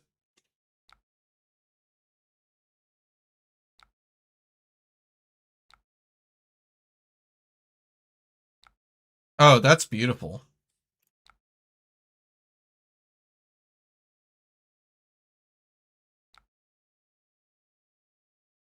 If they don't break boots here, that's just insane.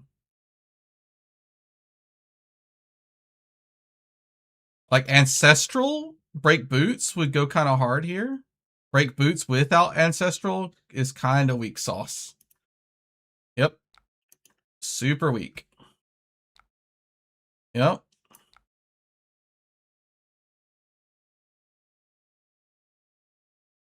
Do I take 4 to throw a Command and Conquer? Do I take 4 to throw a Command and Conquer? I don't think I do. I think I could, at this point, I think I could beat them with Hammer and Heart of Findle.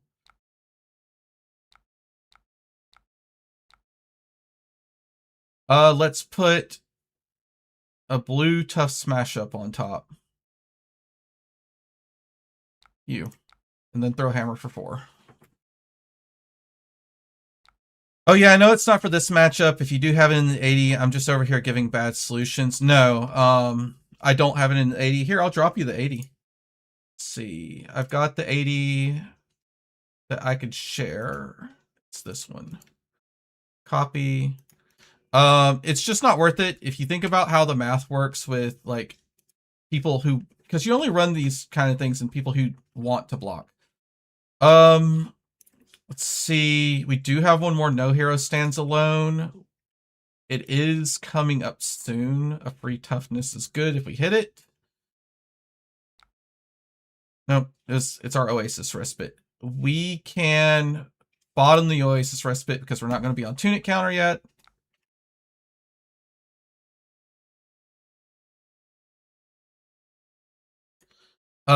So let's just take an example. If someone blocks with one card on your sledge, you deal 3 damage to them a turn. That is what? You have to do it 13 turns to put them to 1 if they start at 40. Now think about if you throw the other hammer and they block with 1 card.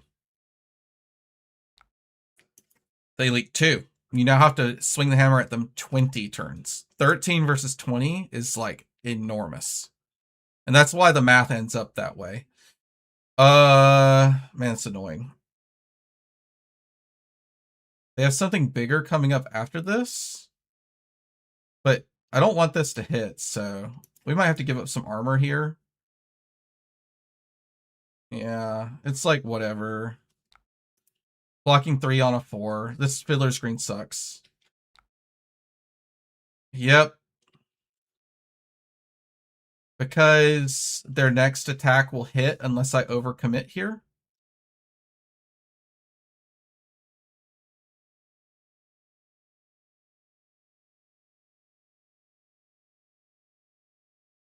And if they don't, then they arsenal. Yeah, we're kind of forked. Just gonna block here.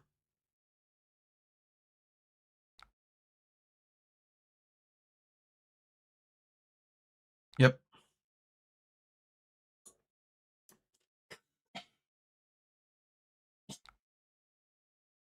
Sucks. But they also have a chance of just drawing something that doesn't do anything. Alright, this hand blocks 12. Let's go.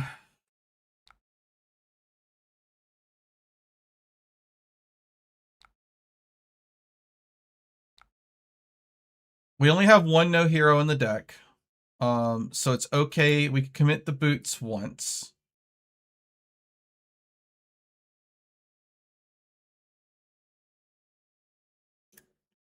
Am I going to get punished by the Ancestral? I could get punished by Ancestral here.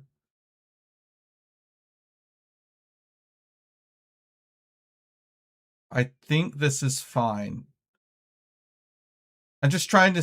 Do I want to commit a card? I don't think I do. I think I have to take 2 here.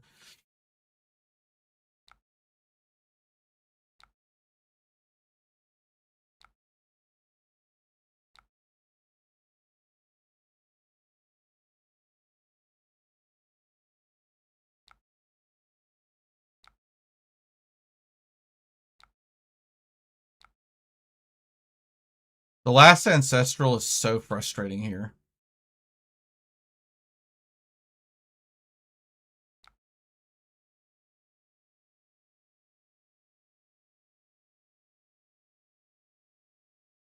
I have to play around the last Ancestral, right?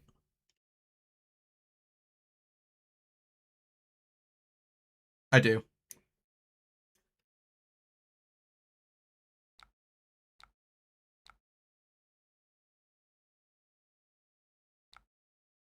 Did I see them pitch it? Oh, dude, I'm sorry. I'm not paying attention. That's bad play if they did.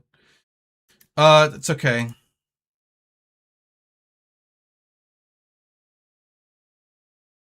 I think we have our no hero in the next hand anyway, so.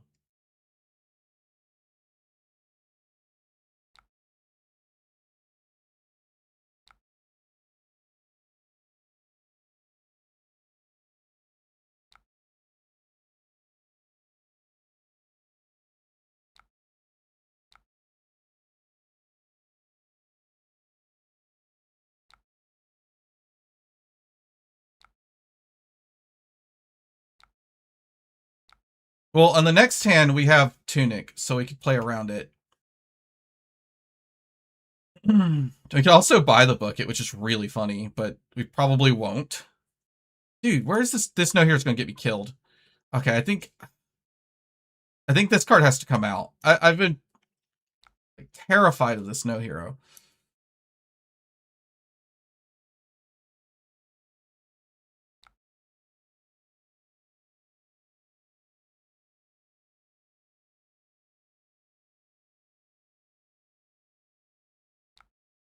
Yeah, yeah. We're almost there. We're in the end game state. We just gotta survive it. All right, this is the one we can shield. If they have to like, if they're already in the like, I have to do the dirtly thing where I just swing daggers twice on one attack. Like we get to punish that super hard with our last Command and Conquer. It's really nice.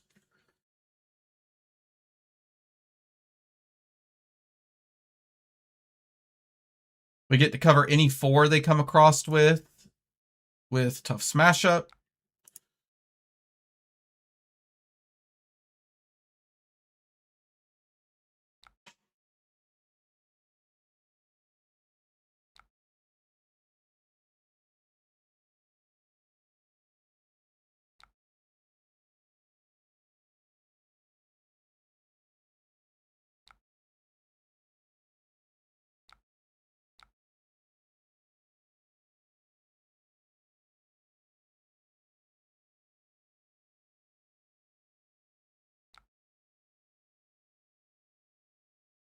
Actually, I think I'm supposed to block with the buy the book.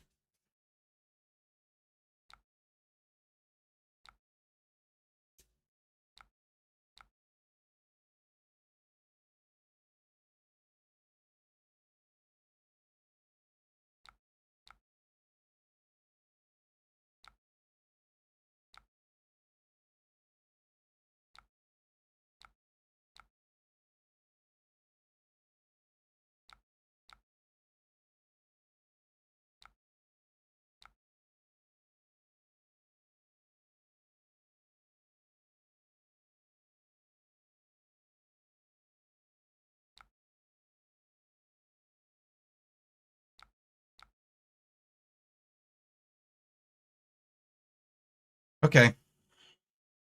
We should be fine now, like no matter what. Yep.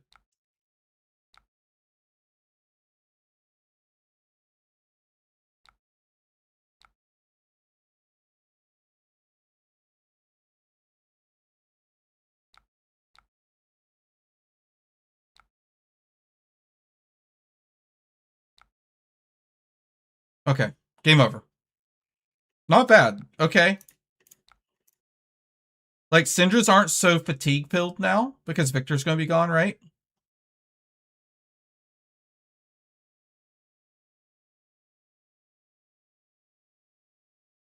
Oh, if we're talking about playing around the ancestral, no.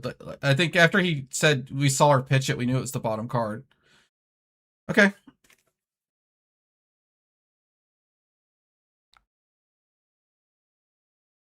Then, I mean, it's just this.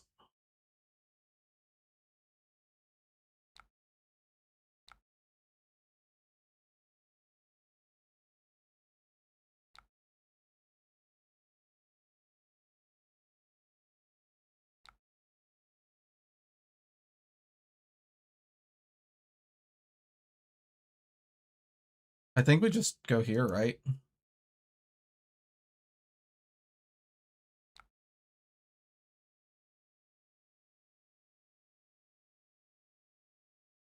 I don't think they have any attacks left. I think I'm about to no hero. Nah. Well, maybe. I don't know.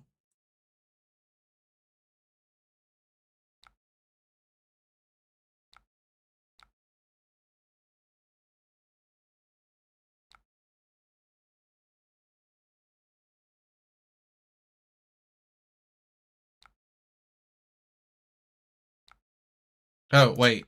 What?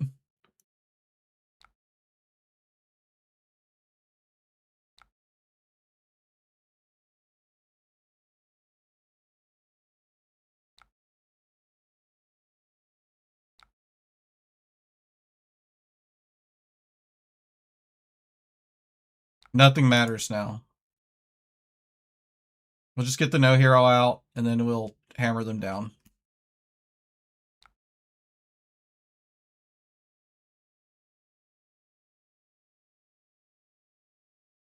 Yeah, the Rampart value is wild, isn't it?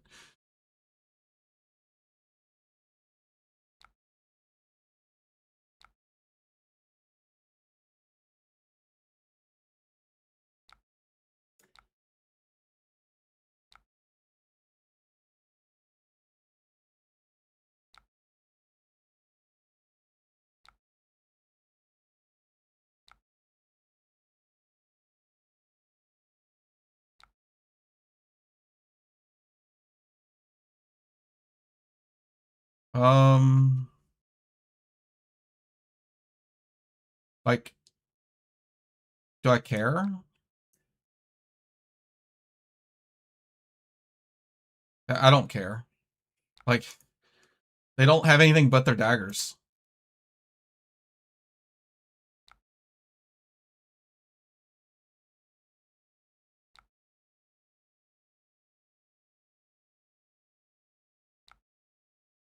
How do you feel about the new Warrior Guardian shield from Omens? It's only good into very specific setups. Like, it's kind of cool with Terra Sunder and stuff. I don't know. Like, there's some funny things you could do to Tekla maybe.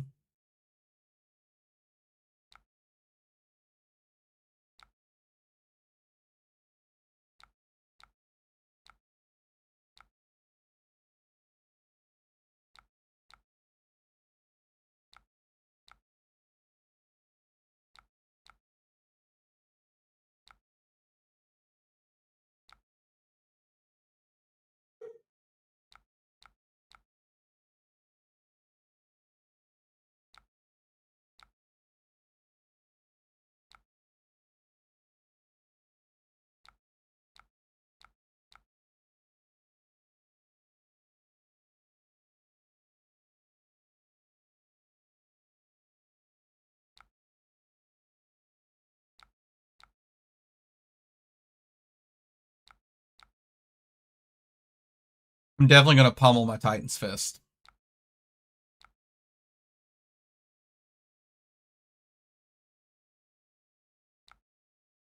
Actually, is it higher value to just block with it and throw the Cranial Crush? It's like exactly the same, actually. I think we can give up Tunic. Tunic doesn't do anything. Yep.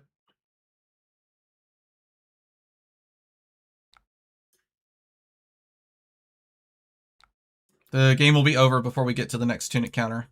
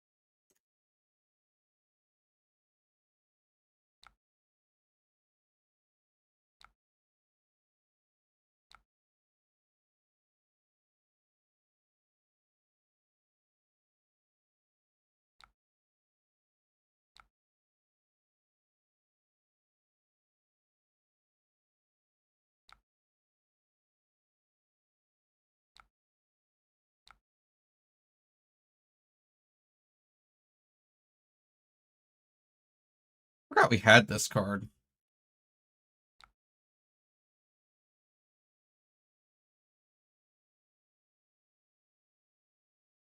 Um,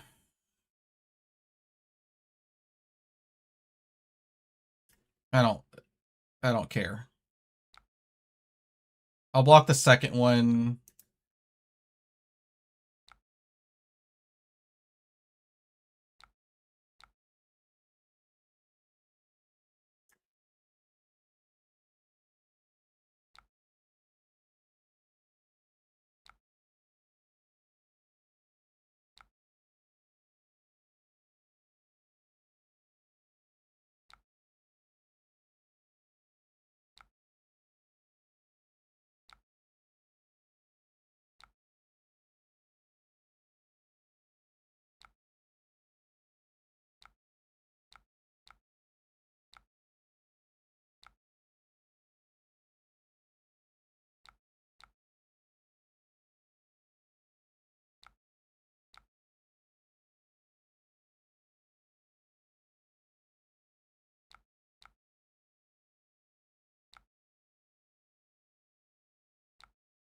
Okay.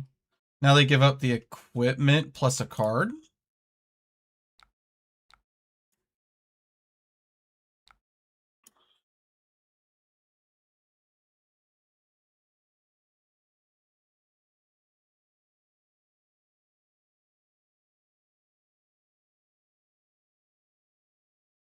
Something to keep in mind is they did only run 60 into us, but even if they run a few more cards, I think we're fine because we just haven't played super efficient. We just played this like kind of be safe, don't accidentally lose the game because you overblocked or underblocked in some places. Like, I also think no hero should be maybe a one of or a no of into this matchup.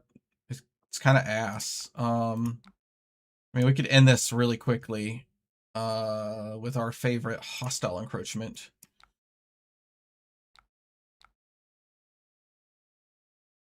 Go.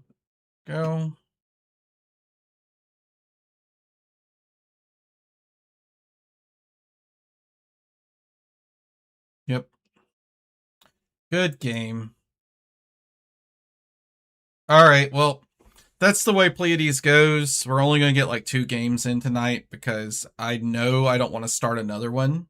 That might take me all the way to midnight my time. So I'm going to wrap it up for tonight, guys. I do plan on investing a little bit of time into this list, refine it a little bit. I'll update it a couple times. And then the matchups will start to get updated probably right after Pro Tour. I don't see it as maybe a good investment time unless I suddenly think I'm going to take this deck to Pro Tour to really heavily invest in the matchups.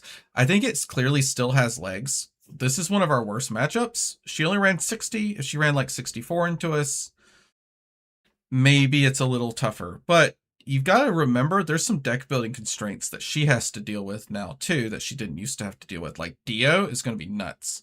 She probably needs some kind of little hedge into Acilio because Syndra's just a little bit slower as far as top end to Phi. So you have to worry about Acilio. Like just tons of things that actually makes this matchup way better for Pleiades, right? If I think though, still if a Syndra sits down wanting to beat Pleiades, you have no chance.